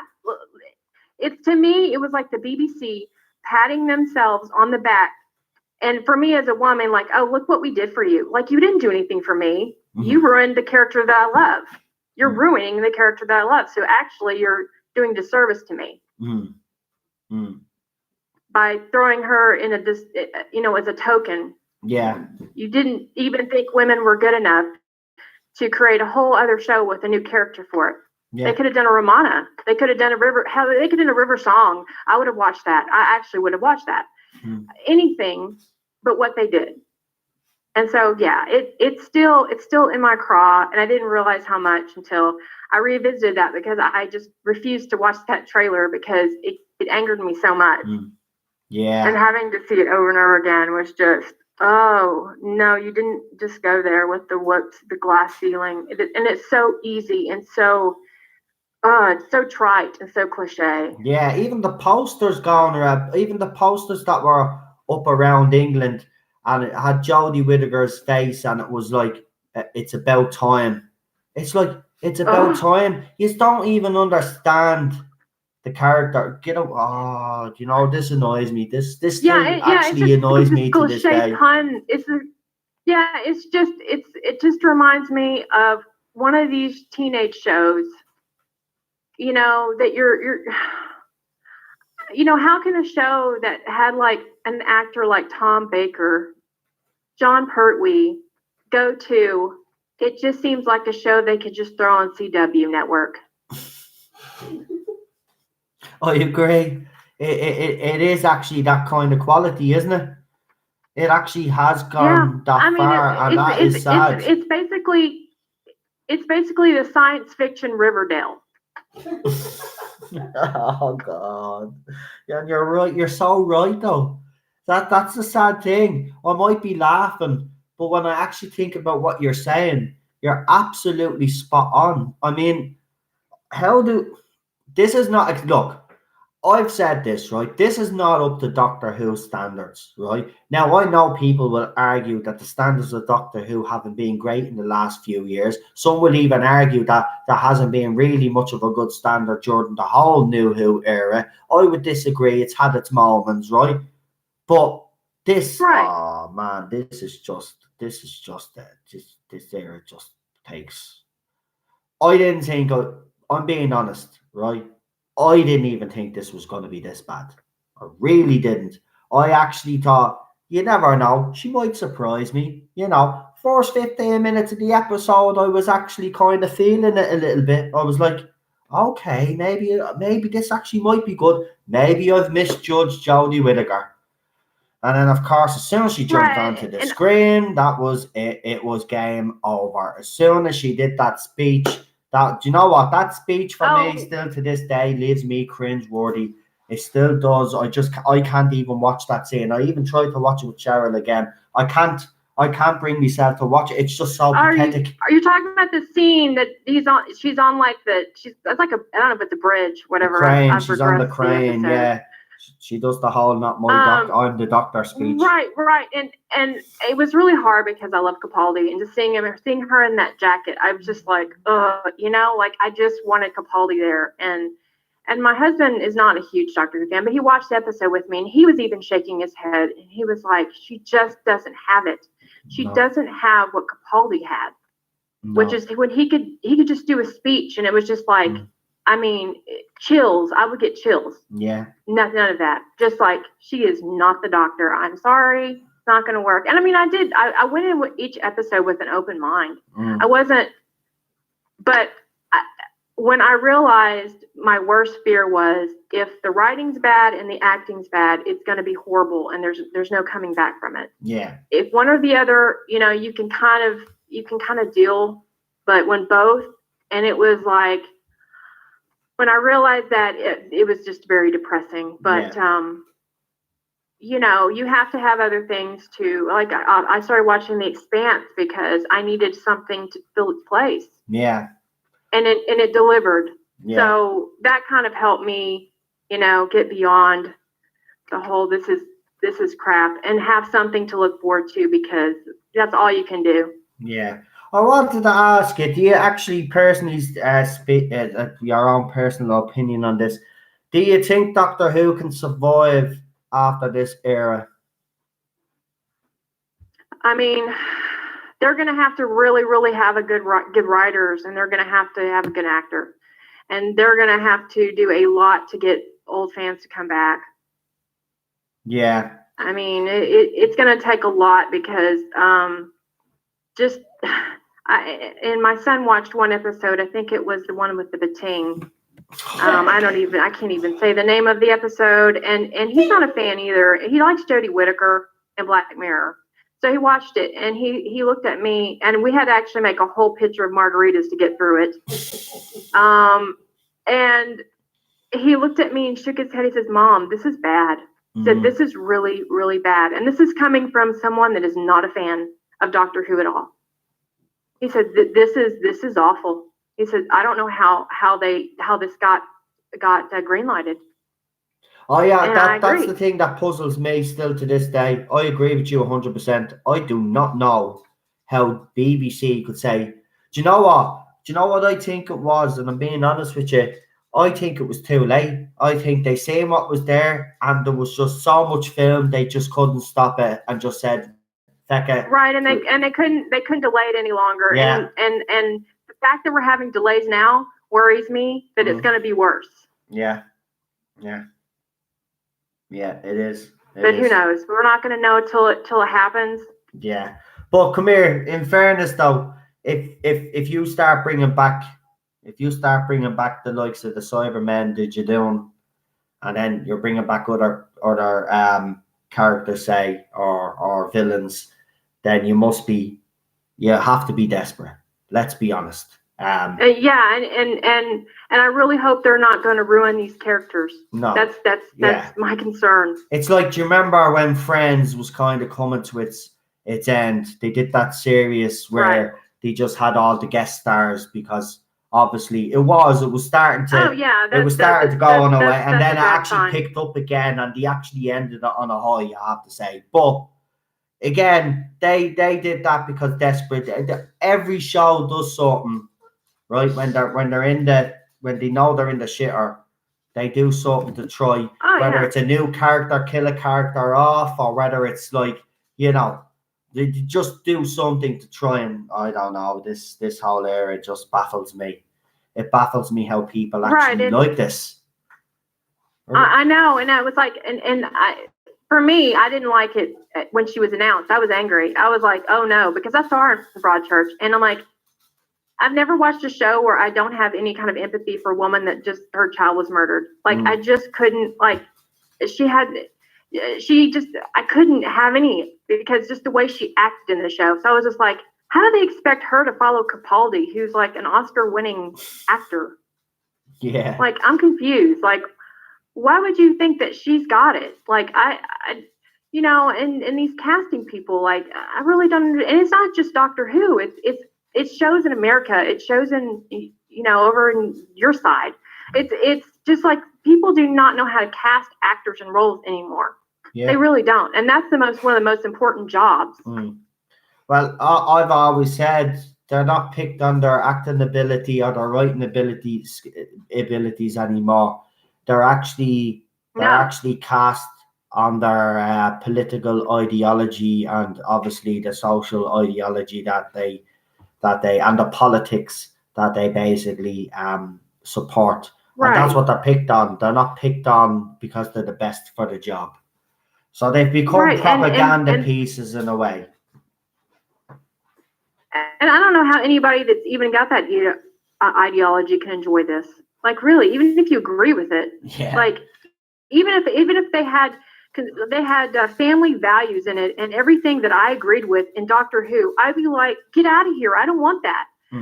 I'm watching the show to get away from Fox News and CNN and BBC. I want to have a show where I forget all my problems. I've had a bad day. I want to go home, watch Doctor Who. Yeah. Not more Fox News or CNN or whatever. I keep saying it. Doctor Who is supposed to entertain. All these shows, films, supposed to entertain, but they've turned them all into political propaganda pieces, and they're destroying. And you have to turn to old shows. Yeah, that's what I do. It's like classic. It's like being back in the 80s in this house again. We watch 80s movies, 80s Doctor Who, 90s movies. We don't touch any of today. No, seriously, I haven't watched the new movie now in about what? What was the last one we watched, Sarah? What new movie? The latest movie. We saw Rocket Man and Bohemian Rhapsody. Oh yeah, we watched Rocket Man and Bohemian Rhapsody because I wanted to see what they were like. Because I'm a fan of Elton John and I'm a fan of obviously Queen and Freddie Mercury. Especially. And those shows, they can't bring too much political stuff in it because it's back in another time, in another era. They were great. But I did watch The Dark Crystal: Age of Resistance, and that is a great series. Yeah, I haven't watched it yet. I know the whole lot of it is dropped on Netflix, and I'm going to be watching that because I do like the movie. So lots of people are saying good things about it, so I'm going to have a Right. It's very good escapism, which is something that we all need in this day and age. Yeah. So,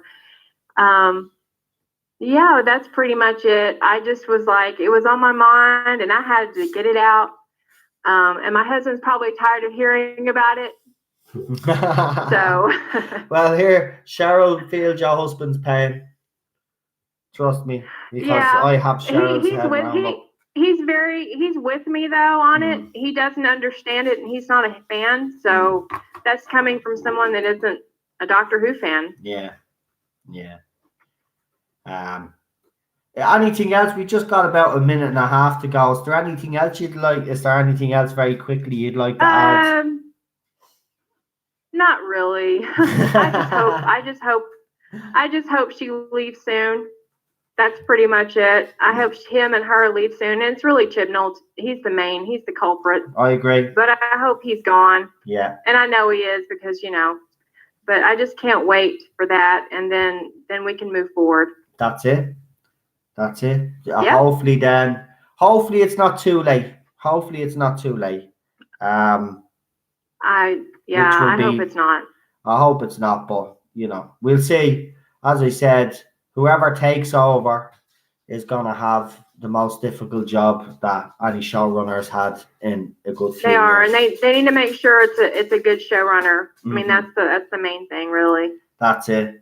Well, thanks for joining us tonight. If you'd like to come back on again, I'm on again a Sunday. As I said, Monday, Wednesdays, Fridays, and Sundays. You can come on anytime. I will leave you on the list anyway, so you're on the permanent list. It's just then when I come on, then I just whoever obviously writes in the live comments comes on in that order. But thanks. Thanks for coming on. Listen, have a great weekend, you and your husband, and you too. And yeah, that's. I was going to say something else. Cheryl is saying goodbye. Bye, Cheryl. Bye, Teddy. Bye. Have a good weekend. You too. Bye. Bye. And that was Blue Bonnet Julian. You, great call. Was that first time call, by the way? Or was that second call? I think that was first time call, was it? If it was, great call. Right, who have we got next? We have Neil. Neil is next. We're going to bring on Neil next. And then we have Yvette Michelle and the Last Time Lord. And I think Michael Richardson did actually say, I think Michael Richardson said he was gone, didn't he? Should get Abel first time callers. Michelle, what? I don't know what that means. But I'll continue away with Niall. What's wrong? Nothing. Did you need this? Huh? No. I'll just Niall, if you're ready to just give us a text there and let me know, and we'll get you on to the Tardis zone.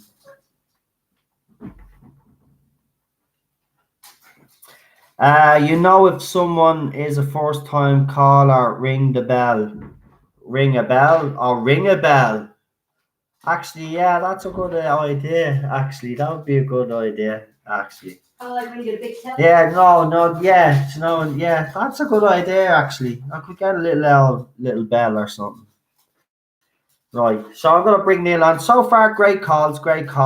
As I said, we have Yvette Michelle, the Last Time Lord, and I think Michael said he was gone, but if you're still there, and if there's anybody else that wants to call in, we've got another hour to go. So hold on, actually, I need to actually time this. So 20.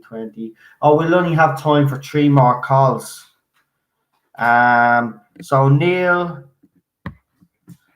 Michelle, and the Last Time Lord, because I don't think the Last Time Lord has been on before. Yeah. Yes. He has? Yeah. When was It's been a while. It's been a while, yeah. Okay. So I don't know, I've lost track of times. So I'll ring Neil now. because we got to get this show on the road. It's coming to 12 o'clock now, and I have to time the 3 calls exactly 20 minutes now. And then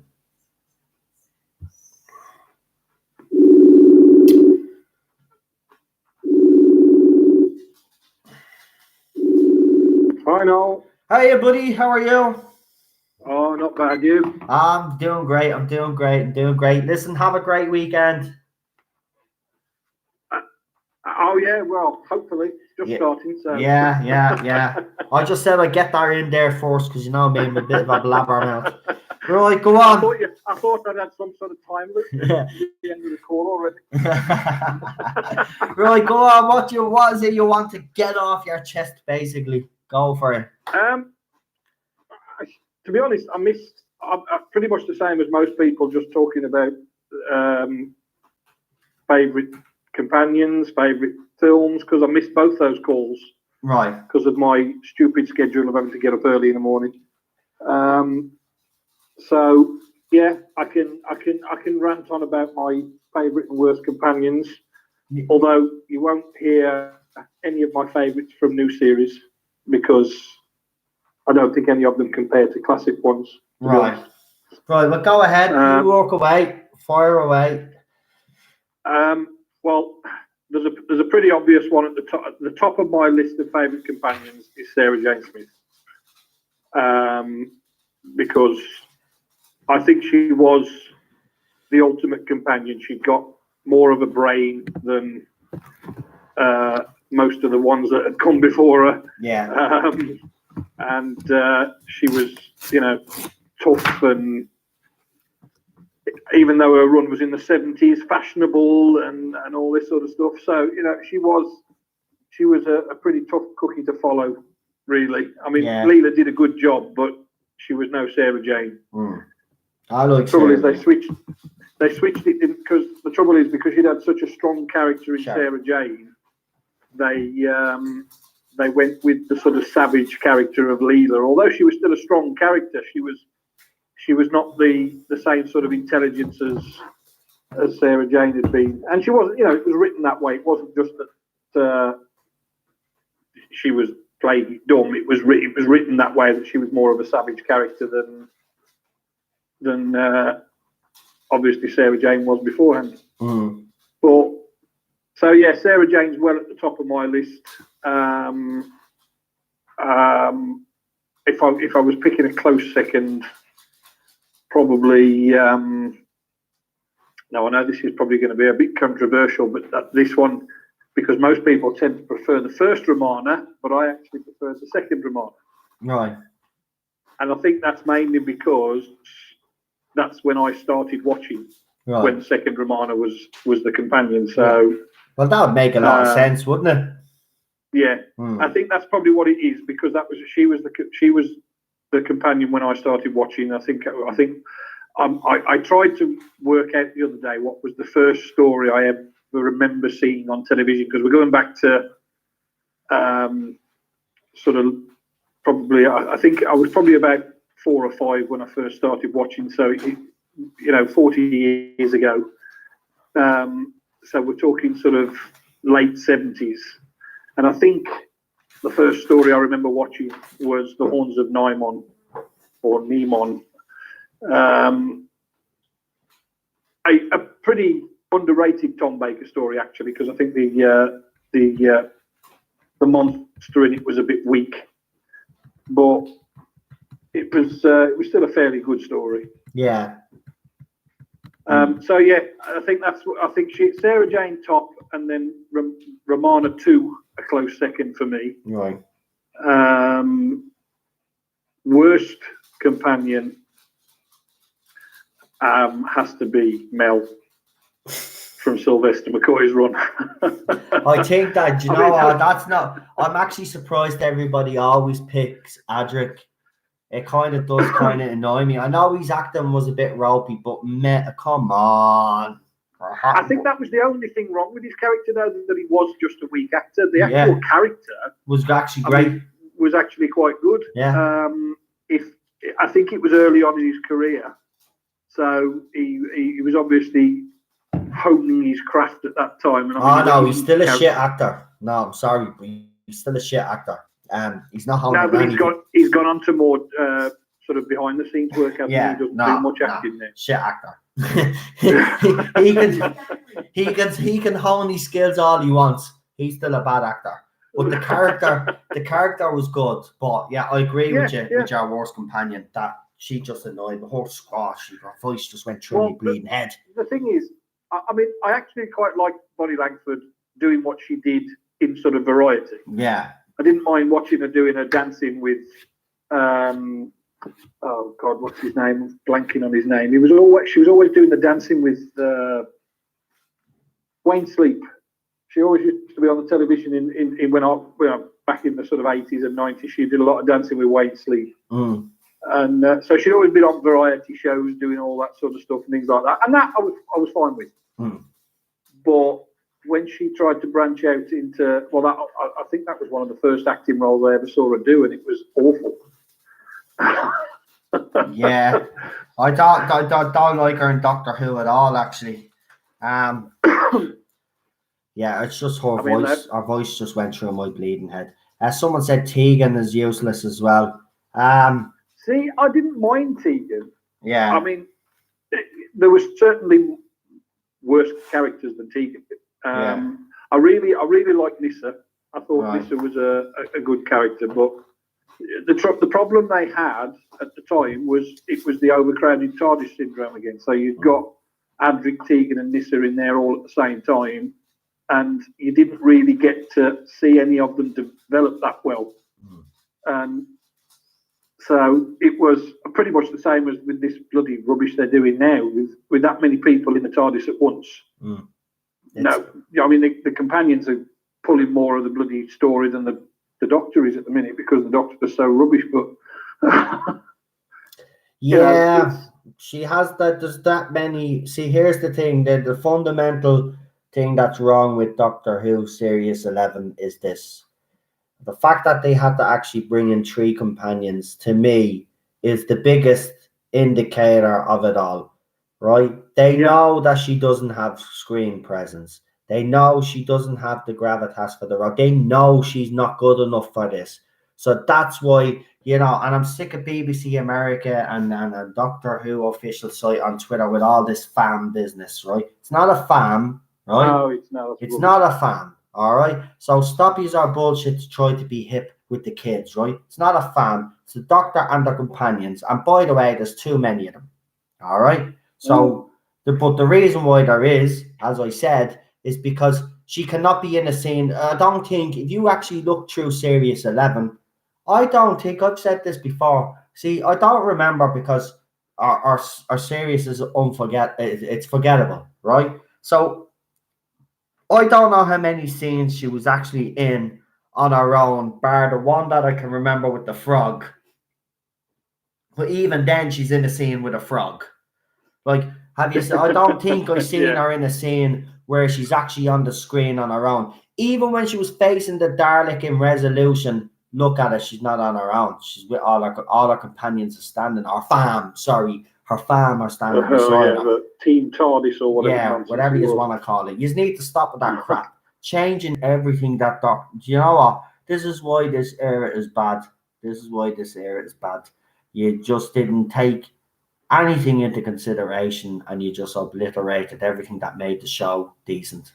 It wasn't great the last couple of years, but at least it had some decent stories in it. We got not one decent story in Series 11. Would you agree with me? Absolutely. Yeah.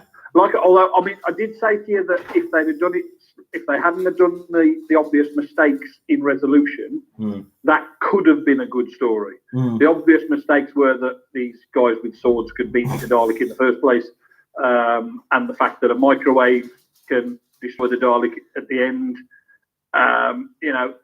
These were the obvious mistakes through the story. But that story, without her in it, could have worked if they'd have done it differently. If they'd have written it in terms of maybe the Dalek had crashed there on Earth and was damaged of its own accord, not because of guys with swords attacking it, because that was the thing that made it stupid, and not having silly things like they've cut the Dalek into 3 pieces, put it on different corners of the Earth, and then all of a sudden they teleport to each other. That was just absolute nonsense. But the actual premise of a Dalek being trapped on Earth and has to create itself again, that could have worked. Yeah. But they just did everything wrong. Yeah. They just did everything wrong in that story. And obviously with her in there and gurning and or should I say the constipated scrunch face and all that, and that just ruined the episode as well. But, you know, the premise of that story could have worked if it just didn't have Chibnall writing it. So, but I've got a question for you. Right. Do you remember when you first started watching Doctor Who? And did you know when you first started watching Doctor Who that the Doctor could regenerate? Well, my era was the Peter Davison era, so yeah, I knew pretty quick that the Doctor could regenerate. But here's the thing, right? Peter Davison was my Doctor, but he wasn't the first episode that I watched. My first episode I watched, I think it was if I remember saying, was Tom Baker. I think I keep saying it's one of my favorite episodes of his, which is Pyramids of Mars. And I think I watched Genesis as well. Yeah, I knew very early on because my dad was a Doctor Who fan. So he actually watched it from, I think he watched it from Pertwee's era onwards. He didn't like Sylvester McCoy. He didn't like Colin Baker either, actually, to be honest with you. And he won't discuss the TV movie. Right, okay. I mean, well, I remember waiting for that TV movie. I mean, obviously, when I first started watching Doctor Who, I was only 4 or 5. So I watched all the way through to probably just before I left secondary school when they cancelled it in 1989. And then, obviously, by the time they decided to bring out that TV movie in '96, I had got more important things on my mind. I was out with friends and going to pubs and things like that. So I did what I remember waiting the day it came out, actually going and finding it somewhere from a video store and renting it. But I didn't think a lot of it at the time. I think Paul McGann was great, but at the time I thought it was the story itself wasn't that good. I thought Paul McGann played the Doctor very well, but I didn't think the story was very good. No, I agree with you. I haven't watched the TV. I tried recently to watch the TV movie with Cheryl, but I kind of changed my mind. I'm not quite ready to throw myself into that TV movie again yet. So yeah, I'll wait a while for that. I asked Daniel earlier, actually, where do you see this? How do you see this era being remembered? And I mean, where do you personally rate this era so far? I mean, are we talking about Chibnall's era? Yeah, I mean, we've only had one series, I suppose. But where do you think so far, if you are a Doctor Who historian, where would you rate this era? Where would you put it? I mean, obviously, I'm probably going to be a bit biased, but it's certainly not going to be up there in the sort of the pantheon of Doctor Who eras that you're going to think were the greatest, is it? I mean, it's even comparing it to like a Doctor that had one season. So Christopher Eccleston. I mean, Christopher Eccleston's series blows this away. It's just there's no comparison at all to what RTD and Christopher Eccleston did in that first series, and what Chibnall and Whittaker have done in this series 11. So it's going to slip. And I mean, even some of the classic series, some of the Sylvester McCoy ones, when John Nathan Turner was getting a little bit fed up of it, and he was doing things like the sort of Candyman, so the Bertie Bassett alien and things like that. Yeah, that you know, up until series 11, that was always what I classed as going to be the worst remembered era of Doctor Who. But then when series 11 came out, it surpasses it completely, because even though it was a far-fetched character, like looking like it was made up of licorice all sorts, at least it was fun and it was something a bit daft and things like that. But there's nothing in Series 11 that I take away as being groundbreaking or something that I'm going to remember for a long time. So I can't. I've only ever watched the episode once, for Series 11. I cannot remember much about each of those episodes. There's not a lot. There's only the standout things like the talking frog and the fact that there was an episode set around the Rosa Parks thing. But there's nothing that jumps out at me and thinks, oh yes, that was a good point in that series. So it's always good from my point of view. It's always going to be ranked right down the bottom. Right. There's always going to be the idiots who sit there and click up 49 dislikes in one go on your screen. There's always going to be those morons who will say it's the best series ever. Yeah. Now we know that is an absolute load of nonsense, because nobody with an ounce of sense can say that Series 11 is better than even one of Tom Baker's years, let alone yeah. So it's an absolute that's what makes me laugh the most about Pro Jodies, when they sit there and go, my favourite, we've seen it for one series, it's my favourite Doctor, it's the best Doctor ever, it's the best series ever, and all this. And I'm just like, there is absolutely no way you can say that about that, what we have seen from Chris Chibnall and Jodie Whittaker compared to every other Doctor. There has to be no way anybody can think that is the best Doctor and the best series of 56 years of Doctor Who. Absolutely no way. No, I disagree. I agree. I disagree. I agree with you 100%. I mean, I don't know where they think that this is. I mean, look, this is not even. I said it earlier. I'll say it again. This is not Doctor Who standard. It's not. Anybody that says it is clearly doesn't understand the show. Doesn't understand the history of the show. Doesn't understand.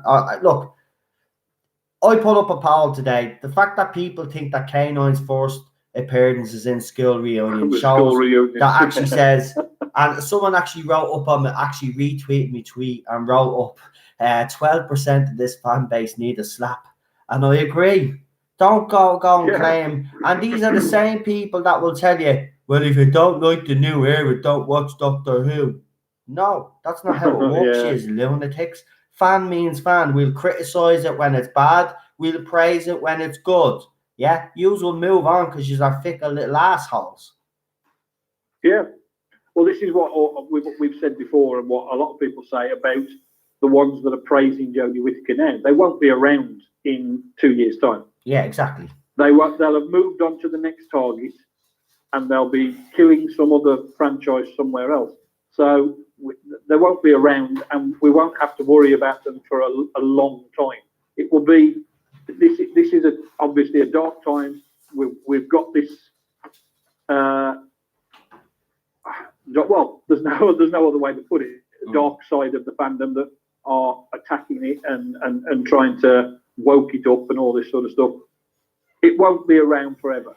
It's a flash in the pan. Well, I've said this to you before, and you agreed with me. All this Me Too stuff and all this thing about putting women into male roles, it's more insulting to women. Yeah. Because it will eventually go back to the way it is. Yeah.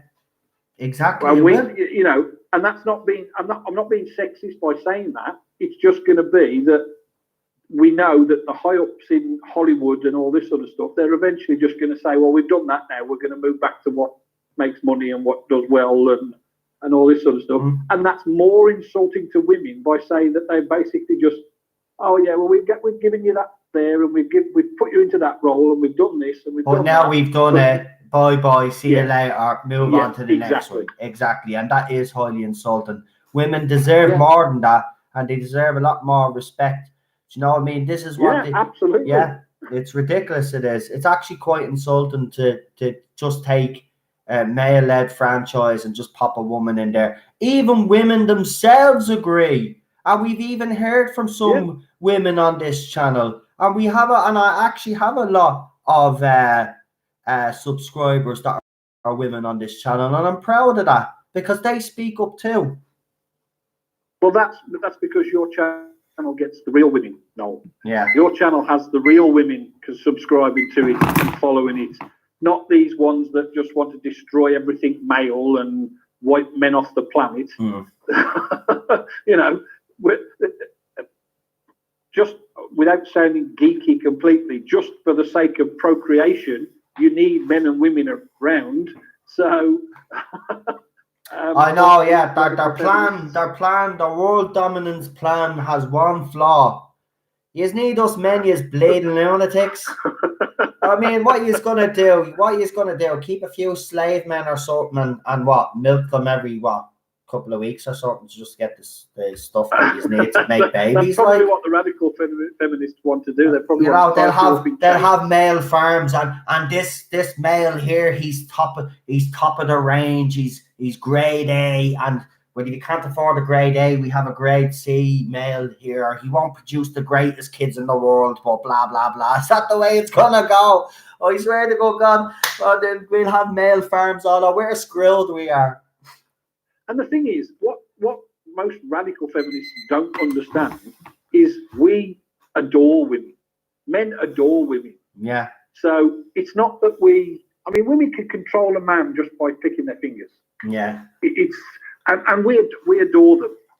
We don't hate them. We don't want to put them down. We're not living in 1920s when women were told to walk 2 paces behind you and things like that. And modern men adore women. I agree. And it's absolute nonsense that we want to oppress women, but these radical feminists want to oppress men. Yeah. As I said, and I'll keep saying this, it's because these radical feminists haven't had a good lay. They need to actually go out and get yourself a decent man, yeah? Right? If you've got yourself a decent man, then you wouldn't hate the world as much as you do, because all that stress that you have would be gone. Do you know what I mean? That's what you need, girls. Right? Radical feminists. You need a great lover. So go out and get yourselves a great lover, right? And then you won't look at the world with hatred in your hearts. You will actually like men. You know what I mean? And I'm sorry if do you know what? No, I'm sorry.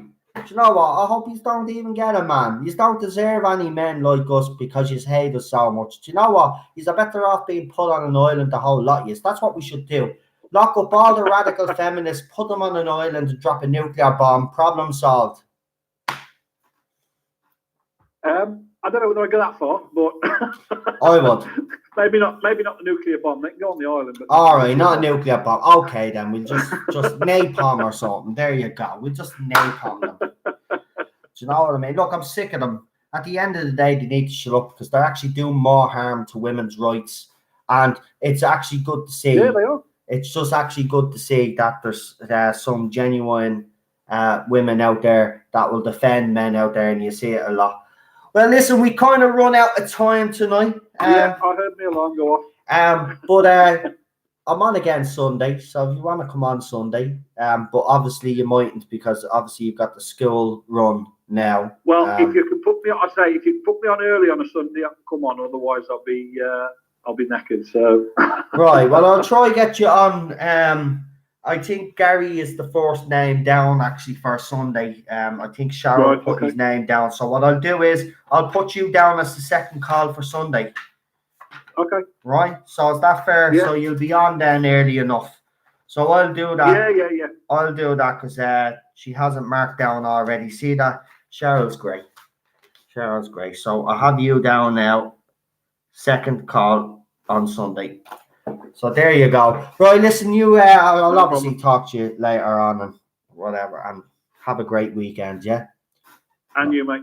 You too. Talk to you Cheryl. Oh, she's already gone into bed. Like she didn't even give me a kiss. Do you know what? She didn't even give me a kiss goodnight. I'm actually disappointed.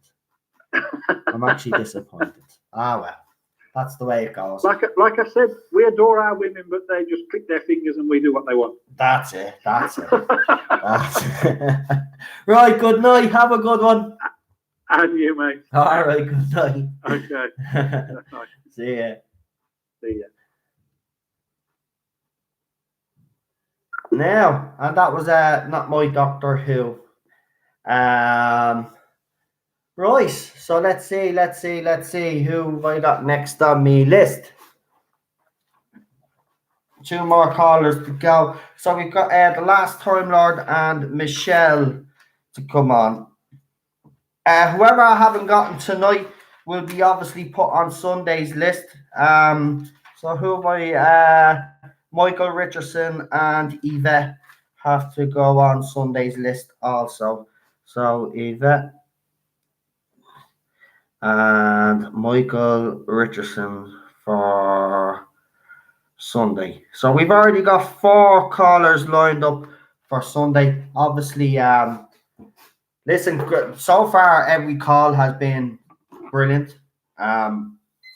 Again, I'll say it again. If you like what you're hearing on this channel, you like the fact that I give people an opportunity to come on and have a chat, please give this stream a like. If you haven't subscribed to the channel, please do so. Anybody that has subscribed to the channel, please make sure that you still are subscribed. Yeah, just make sure that you press that notification bell as well. Yeah, I agree, Rocker Runner. Each caller has knocked it out of the park tonight.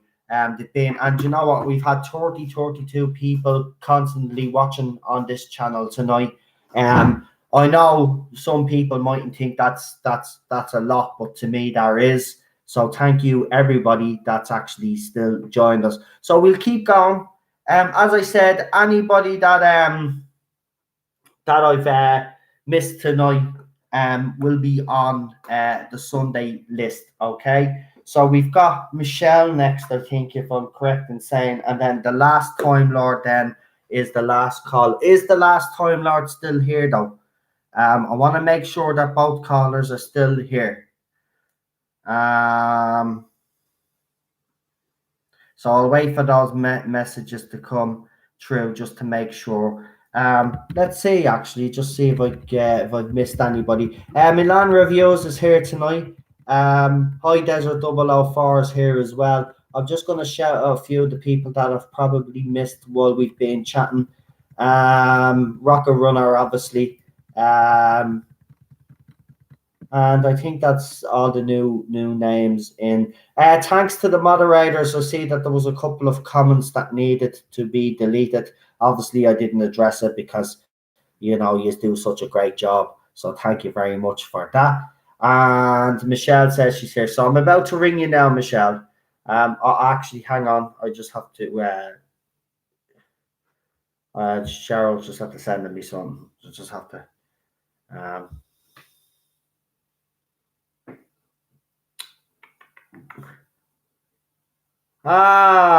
so it's been made official, it looks like. It's been made official. Peter Capaldi has been officially cast in Suicide Squad 2. His name is actually even up on the poster.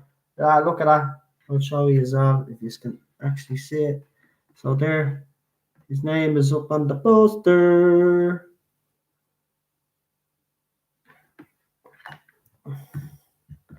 Wow, nice. And Nathan Fillion as well, a Firefly fan. Do you know what? I thought the first movie was a complete pile of crap, but you know, the second one is actually looking like it might have a bit of something to it. Look, Peter Capaldi for me, it doesn't matter what he's in, and I'm being honest. I even seen him in a movie. And I will say it's a kind of, how do I put it?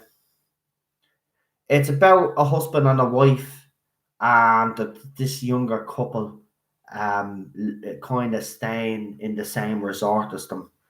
And there's a lot of sexual tension and stuff going on in the movie and stuff. And Peter Capaldi is in it, and he's brilliant, and his wife is in it, and she's flirting with a 20-year-old and all this crap. But it's actually a good movie. The dialogue between Capaldi and his wife in the movie, that's playing his wife in the movie, is brilliant.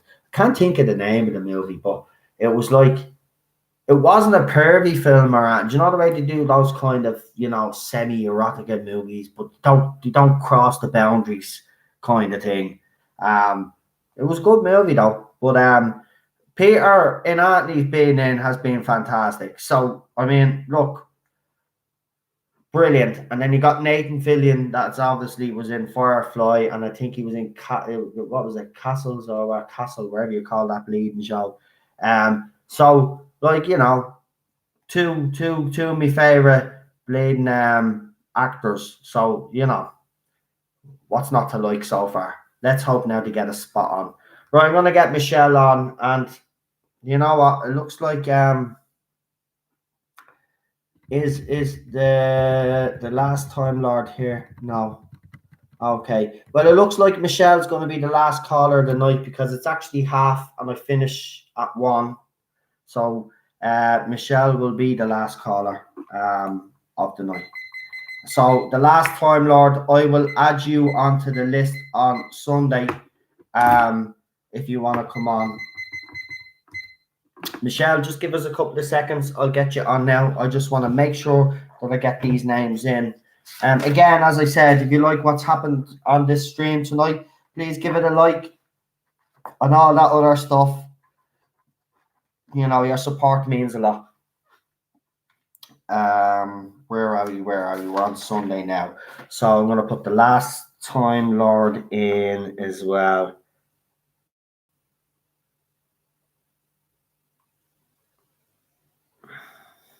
So we got 1, 2, 3, 4, 5. If these people come on Sunday, we have 5 callers so far for Sunday.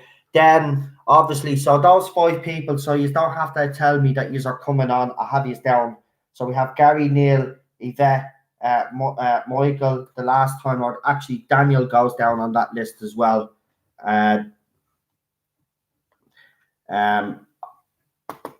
Daniel, so that's 1, 2, 3, 4, 5, 6 callers. So the 6th call, Gary doesn't need to tell me that he wants to call in. Neil, Yvette, Michael, the last time, or Daniel, you don't need to tell me on Sunday that you want to call in. I have your names down. If anybody else would like to call in on Sunday, wait until Sunday's stream when I ask.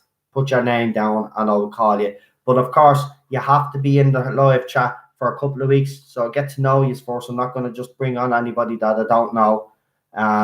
That's the way it goes, obviously. Paul says, can you call in? Paul, I'll put you down as well, mate. Yeah, no problem. I'll put her down now. So, yeah, I've got you down as well, Paul. This is great. The more calls, the better. The more calls, the better. Because then it's less time that I'm talking and it's more time that yous are talking. And I know sometimes I can talk a bit too much, but that's why I want you on. The more calls I get, then the less I have to talk. I can listen to you and then add, obviously, something to the conversation. But it's to let people look. The reason why I'm going to do this kind of type of show all the time is because, it shows people that this era is not as universally loved as you try to make it out to be. So Michelle is going to be the last call.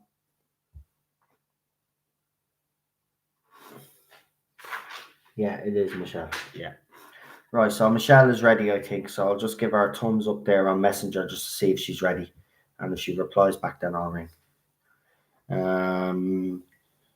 Yeah, the poster is up. The poster is up. So Peter Capaldi is officially in the Suicide Squad 2. That is what Cheryl is just had to send me inside before she went to bed. The Suicide Squad 2 movie. Nathan Fillion and obviously Peter Capaldi are going to star in the movie. Right, I'm still waiting on Michelle to text me on Messenger.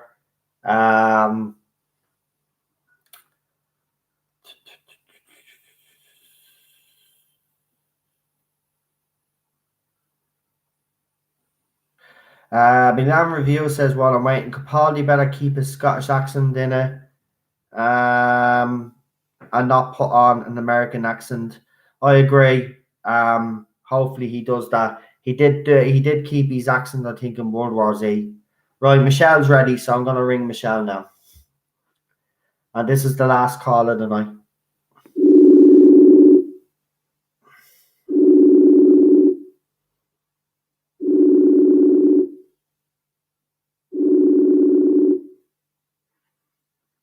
You there?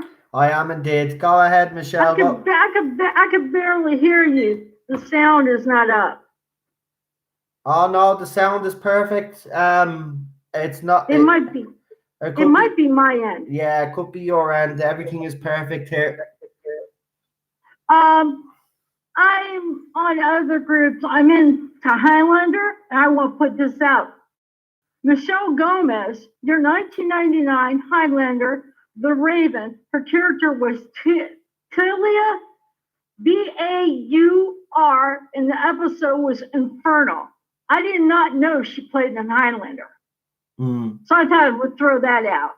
I would like to watch it. I'm going to see if I can find it. That would be interesting. Yeah. Also, shows. I love the X-Files TV show, and then I also like the movies. I watched it with my dad when I was a kid when it was X-Files. And it always got me curious in that there's got to be something out there, other races. And I like the idea of the two characters, Fox Mulder and Scully. Fox Mulder was the one, he believed the aliens were out there and his sister was abducted by alien and he's trying to find her. And then you got Scully. Scully balances out with Fox Mulder. She's the one that questions things. She wants proof. And so it's like they balance the two out. And the characters who both play them are really good. And I'm a Trekkie at heart. I always love Star Trek, the movies. I love Next Generation. I love Voyager. And if you think about a female role with the Voyager, the person who plays Captain Janeway, the actress was she was really good at the role. I mean, I know some person that wouldn't watch Voyager because of a female captain, but she did the role justice. I couldn't get into DS9. I tried.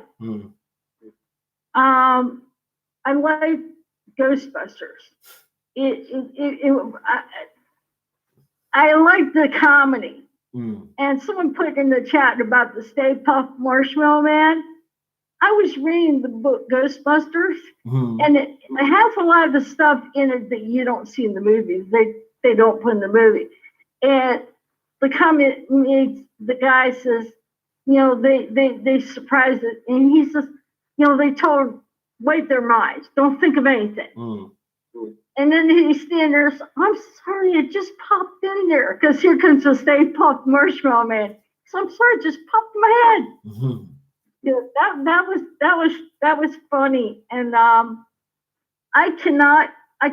When you guys start talking about aliens and start talking about those scenes, I'm like, okay, please stop with the gross stuff. I cannot watch aliens at all because it's just too scary for me. I can't watch any scary movies. Can't watch any horror movies. I have to have comedy. X-Men. I watched the cartoon, which I love. I like the cartoon X-Men. It's pretty cool. But the movies don't follow the timeline.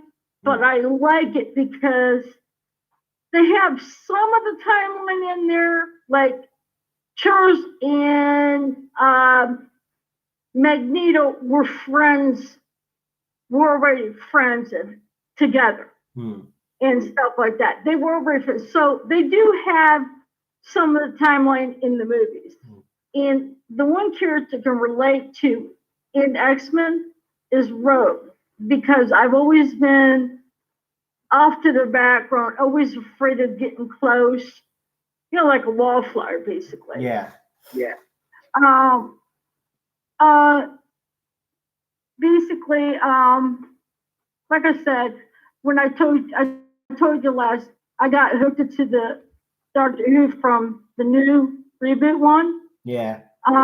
But thinking I tried to watch the first episode of Jodie Whittaker, and it was just a few minutes into the show, I turned it off. I said, I can't.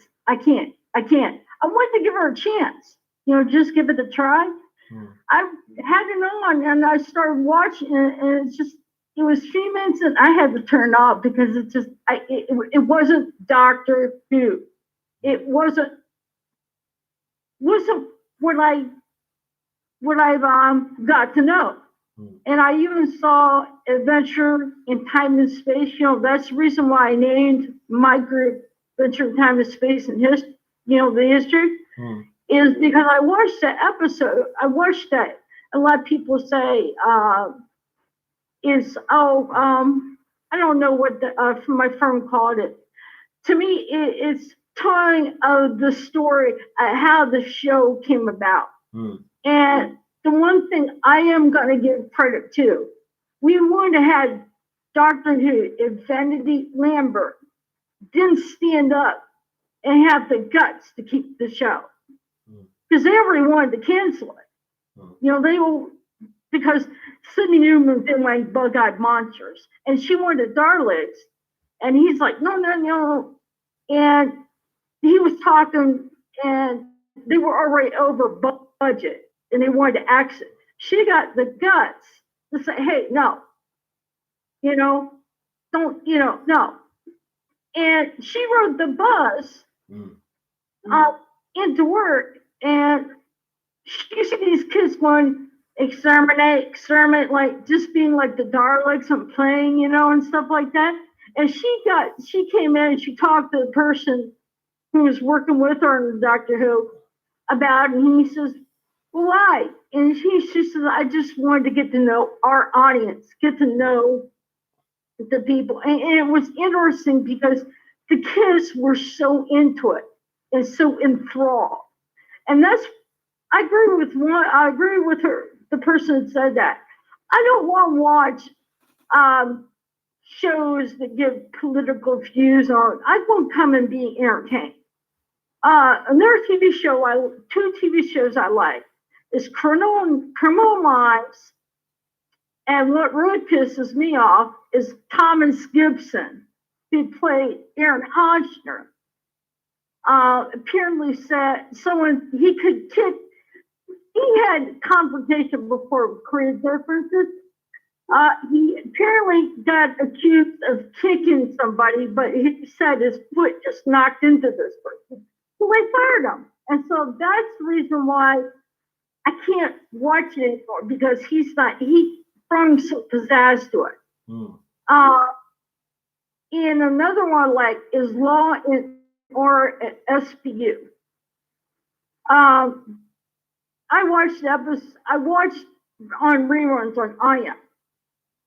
And there was an episode where the captain wanted to step down. He figured it was time.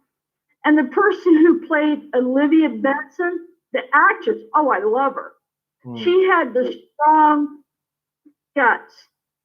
And she became the captain, and she ended up carrying the show. It's now going into its 21st, the 21st season. So it's made it this long. And I like that show because it tackles issues that normally you don't hear about. It tackles all those tough issues. That's why I like that show.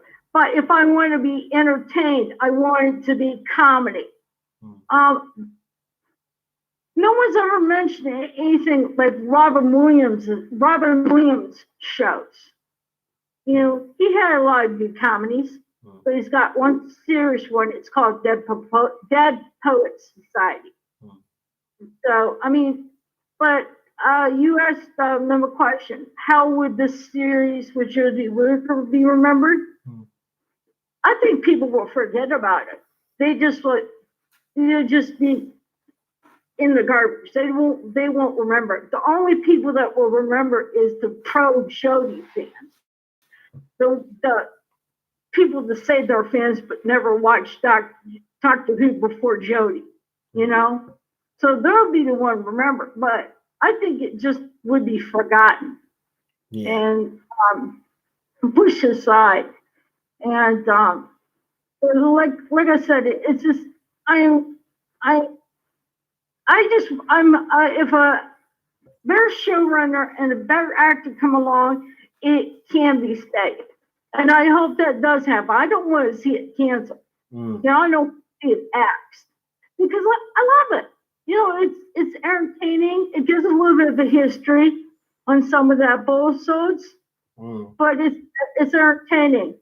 And I also thank you for letting me, be able to talk on here. I finally got brave enough last time, and so I'm starting to get more braver. So, I love that poker face video. Thank you. I laughed at that. Actually, that was a suggestion from, if I'm correct in saying, I think that was a suggestion from Gary.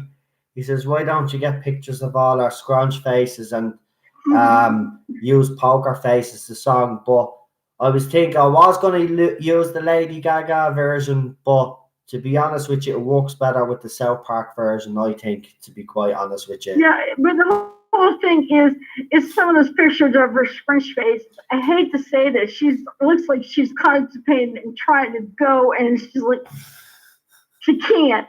Yeah. That's what made it so funny with some of those faces. It's just like, but thank you for having me on. And like I said, I appreciate your channel and your groups. No problem. Yeah. As I said, when I decided to take these calls, I didn't see any other YouTube channel actually doing it. Well, a Doctor Who YouTube channel doing it. So I said, I'd do it. Why not? Because look, we do hear plenty, and you do see it yourself because you're on Facebook and everything. You see it every day. We all see it every day on social media, people, the way they go on about this era, how great it is, right? It's about time that fans on this side of the argument, as I would say, that don't necessarily like this era, have a voice. So that's why I decided to do this. The true fans, the fans that were loyal in the good times and the bad times. Yeah. Before Jodie. See, here's the thing, we'll still be here. Like, they criticize us and they say, well, this show is not for you anymore, go. But I don't think they understand what it means to be a fan, because real fans don't just walk away. Look at the Star Wars fans. Even though that franchise is in a state, are Star Wars fans walking away? No, some of them are still staying, hoping that this shit gets better, but it's not going to get better. But they love Star Wars. They haven't turned their back on Star Wars. They just don't like this version that Disney has done. See, people on the other sides of these arguments need to realize it's not that they hate these things. They hate the versions that are coming out this time because it's disrespectful to the original source material. Yeah, and another thing about James Bond, I would not watch it if it was a woman playing the female James Bond. I wouldn't, because, and this going around, the guy who wrote James Bond, I bet you he's tossing his grave. Because that's not what he wrote James Bond for. Now, I know I didn't hear about the Pierce Brosnan, but I did like when he did play the James Bond. And I liked him in his Remington still. But since hearing that he wants to support a female playing the James Bond, now I'm starting to think, no, but, before he said that, he was good. But there's some James Bond. Sean Connery was good. Roger Moore was good as Doctor Who. I mean, not Dr. James Bond, excuse me. My mind goes, but I would not watch it if it was a female. And I just think it's ridiculous that they're taking all these shows, even the Ghostbusters. I tried watching it one time. It was on one of the stations. I watched a few parts of it, and I was like, no, I can't do this. It's got to be the original characters in Ghostbusters. Yeah. So I don't understand why they're taking these movies and everything and trying to change it up to appeal to those people who are like feminists, who want to, oh, we're better than men. We should be able to play a role that a man plays. Yeah. That why don't we write a role for them that will fit them, a new role, but don't change what's not broken. If it's not broke, don't fix it. That's the way I look at it. Exactly. And I mean, James Bond has been going on so long and been successful for so long, and it hasn't had a problem. I don't know why they feel it's necessary to change. The same with Doctor Who. It's been, as I said, male lead for over 50 years, 55 years, and then you go and change it. It wasn't broken in the first place. What was wrong with Doctor Who was a simple fact is that Stephen Moffat tried to be over elaborate and the stories fell short. Yes, that was the problem. There was you had showrunners in there that quite didn't understand Doctor Who. Yes, they might have been fans, but they tried to be, especially Moffat, tried to be too big, and it didn't always pay off. The only thing that was wrong with Doctor Who was the writing. Anybody that had a problem with Peter Capaldi's Doctor is not a true fan of the show. And what I mean by that is, I'm not saying that you're saying, I'm talking about people that said, oh, he's too old to play the Doctor, or he isn't the Doctor. I'm sorry, he is the Doctor. He's better than Jodie Whittaker. Actually, he's probably better than any new Who Doctor that we've actually had. He's been let down by, obviously, the writing. I wasn't so great of a fan of Peter Capaldi, but I would welcome him back because he was good at what he did. I mean, he was good. On that note, there, I saw it on one of these sites with all these Doctor Who pictures. You had a split shot. One picture was Sean Pertwee, and then you had Peter Capaldi on the other side, and you have them side by side. And I'm like, whoa, because they both, the way their picture was, it's like, oh my gosh, get someone who's a fan and knows the legacy. That's all we need. Yeah. Someone who knows the legacy and who was a true fan. Yes. Not a wannabe fan. Yeah. That's the way I look at it. No, I agree with you 100%. Let's hope now, obviously, BBC see the error of their ways now and actually try and fix this. Yeah. Well, I'm going to let you go. I know it's probably late over there. No, you're just coming up to actually 50 seconds now anyway. So you've actually stopped it right on time. So do you want to because I know you do have a Facebook channel. So do you want to give the Facebook group? So go ahead and give your Facebook group a shout out there. Okay, anybody who's in this live chat, my Facebook is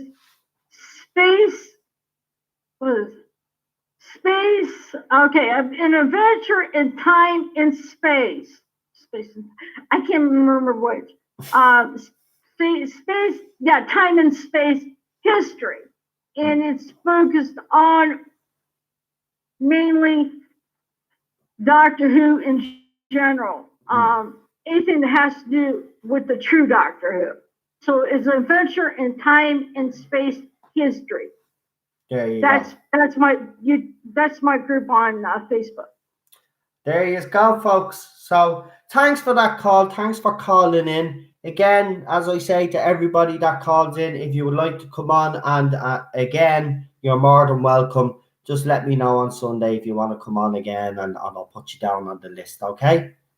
You have a good night, Noel. You too, and have a great weekend. You too. Bye. Bye.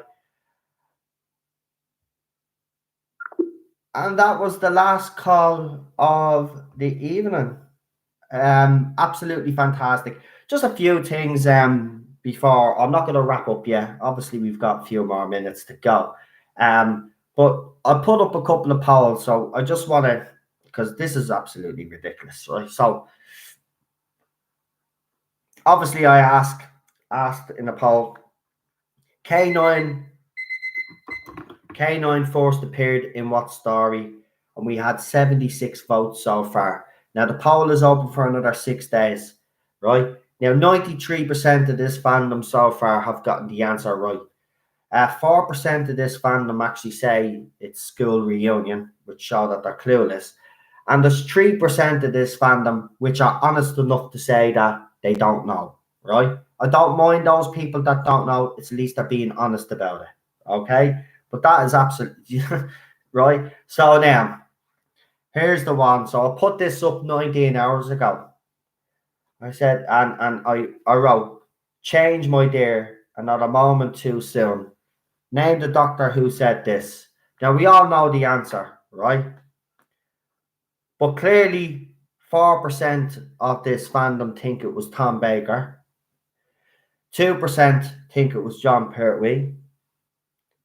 And 93% obviously of this clever fan base said it was Colin Baker. I mean, really? Seriously? You know what? And these, as I said, these would be the very same people that would say, get out of the fandom. This is not your show. This show is not for you. But yet you don't even know the history of the show yourselves. You know what I mean? This is what we deal with all the time in this fandom. Oh, let me see. Did the Mary Sue give out to me? No. Yeah.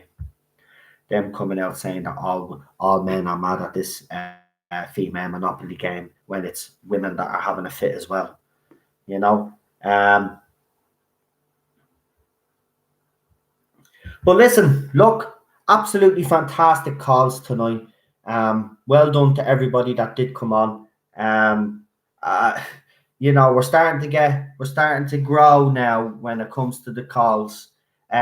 Remember, if you do know that people out there that are like-minded, like yourselves, if you're new to the stream even, or you're watching and you haven't come into the live comments, and you have liked everything that has been said here tonight, and you like the kind of topics that we deal with, it won't be always Doctor Who. Remember, it was a broad kind of conversation, but it is primarily a Doctor Who channel, but we do address other stuff on here. If you do like what this channel is doing, please, the biggest thing you can do to support this channel is actually share the channel all over every platform that you're on. If you know there's like-minded people like yourselves, do. Also, obviously, liking the video or disliking the video, or obviously pressing that notification bell, and obviously, as I said, subscribing. All helps, and I appreciate it all. Yous are all great.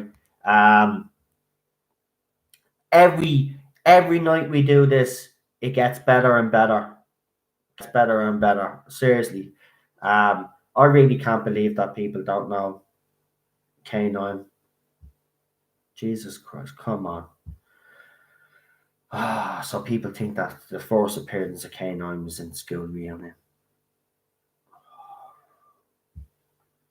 Young fans, I don't mind, I get that, right, but it's not young fans on Twitter. I'm sorry. That's older fans, right?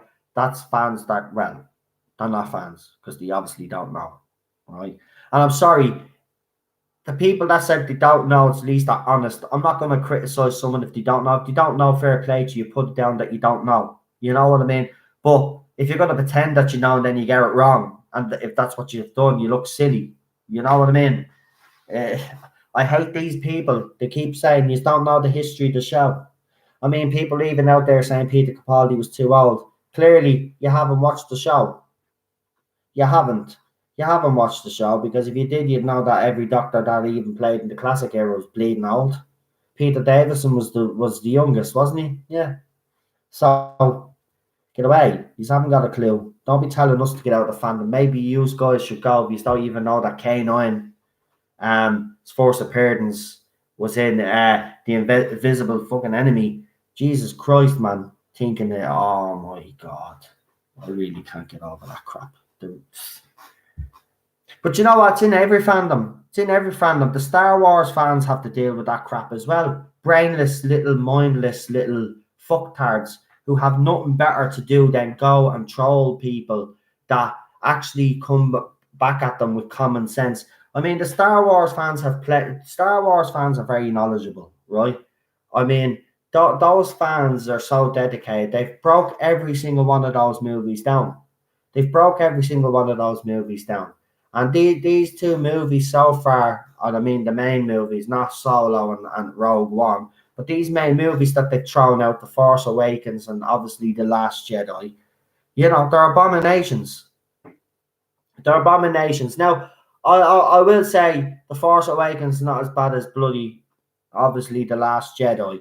But still, I'm not even a Star Wars fan, and I can tell you that, like, they've completely destroyed everything that made Star Wars, right? And I do agree with them. You know, everything that they say, it's an abomination. It needs to stop. Their poor franchise is ruined now. And I mean, there's even talks about, do you know what? Just kill Star Wars now. Just kill it now. Just put it out of its misery. Just like Doctor Who. Just kill it. Put it out of its misery. You know what I mean? You wouldn't let, as they say, you wouldn't let a wounded animal suffer, would you? No, you'd put it out of its misery. So why not put these shows and movie franchises out of their misery? At the end of the day, you know, fans, and I remember when The Force Awakens trailer came out, and I was watching reaction videos of all the older fans, and some of the grown men crying, right? Because all their childhood came back. Little did they know when they were going to see those movies that everything that they loved as a kid was going to be sullied, was going to be destroyed. And that's exactly what they've done. And they've done it to Doctor Who. They're doing it to Terminator. Or they're doing it with every other single franchise that is out there. And you know what? It's going to get to the stage where there's nothing sacred anymore. And mark my words, you know, that we've been told that Back to the Future will never be rebuilt, right? I can tell you now, don't mark my words, it's going to happen. It's going to happen. Because you know what? Nothing is sacred anymore. I said this from day one, and I did. And anybody that watches my videos from a long time back will hear that I said this. I said if the Bond franchise was to fall to a woman, that was it. Nothing was safe anymore. And it looks like they're testing the water now with this kind of female Bond taking over, because Daniel Craig's Bond or something apparently he's retired. That's kind of the story or something they're going with, right? So if that happens, right, they're testing the water like they did with Doctor Who with Missy, right? And mentioning a couple of times that male Time Lords could gender swap. Even though and listen, in this actual era, right, in this actual New Who era, in Listen, we clearly see the Doctor as a little boy. But they're just going to ignore that because the female agenda, the radical feminist agenda, is more important to them. See, they don't give a shit about canon anymore, right? And I know Doctor Who canon's all over the place, but even in the new era, they show the Doctor as a little boy. So if you want to screw with canon, right, and you want to ignore what Stephen Moffat wrote, even though this is Moffat's fault in the first place, he's an idiot. He opened up a can of worms there, and this is the result. And, you know, he gets some of the blame as well. It's absolutely ridiculous watching all these characters being destroyed. And they do not give a shit. They don't. They don't. And all these people that support this, they're all sitting back and they're laughing. And you know what? The majority of them are not even going to see these movies or these TV shows. They're not even watching. Because they don't give a shit about the shows or the movies. They just give a crap about the agenda. Right? and that's why they, you know, and you see it a lot. These fans, they try to ship everything, right? You see it in Star Wars, you see it in Doctor Who. They're obsessed with sex, right? They're obsessed with gender change. They're obsessed with. They're just look at. They're all. I call them. And no offense, and I'm not being disrespectful to gay, lesbian, or bi people out there, right? But we call them the rainbow or the alphabet crowd, right? They need to stop, all right? They have ruined society and they're ruining everything. Entertain. Remember, at the end of the day, as I've said from day one, movies and TV shows are there to entertain. They're not supposed to preach to us. And as soon as you start preaching, you lose your audience. And it doesn't matter what it is. Be film, TV show, it doesn't matter. You lose your audience. It's time that the alphabet mafia were put to bed. It's time that these people are finally made shut up. You've got right now, they're pissed off over the Joker movie. Right now, they're pissed off over It Too. Right, chapter 2, right? Right now, they're pissed over Dave Chappelle, right? I don't care if you were never planning on going to see the Joker movie, support the movie, go and see the movie, right? I don't care if you were not going to see Dave Chappelle's Stick and Stones, just even watch it once, right? Even if you don't watch it after that, go and support it. Seriously. Go, these are the type of people. Joker movie. Go and watch It Chapter 2. All right. Well, it's ridiculous, right? These movies are causing a stir because these people don't like them. And if they're giving out about them, these are the movies we should be supporting. These are the TV shows that we should be supporting. Because if it's rubbing them up the wrong way, then obviously, you know, they don't follow in line with what they believe in. So they're the things we should be supporting. So, if you haven't watched Sticks and Stones, Dave Chappelle, go and watch. And I've said it, I will give that show a shout out on this channel every bloody time, right? And I know the other lads do, Neurotics and Doomcock, they do also. Watch it. You have to. You have to. Support these guys. Support these guys. These are the type of people. Listen, there's going to be a movie out there. Maybe it could be the Joker movie. Maybe it could be It Chapter 2. It could even be Dave Chappelle's show. This is the start now, right? People are starting now to look at the audience score for Dave Chappelle's show, right? The public have overwhelmingly showed their support for this. So they're starting to lose their grip now, right? So they're starting to lose their grip. So we need to be supporting things like this. We need to be supporting independent movies and stuff like that. Movies that follow into any agendas like that. Just movies that entertain and stuff. That's what we want. I mean, it's not hard. You know what I mean? That's what TV was originally, you know. Okay, it wasn't. It was originally for education. Right, fair enough.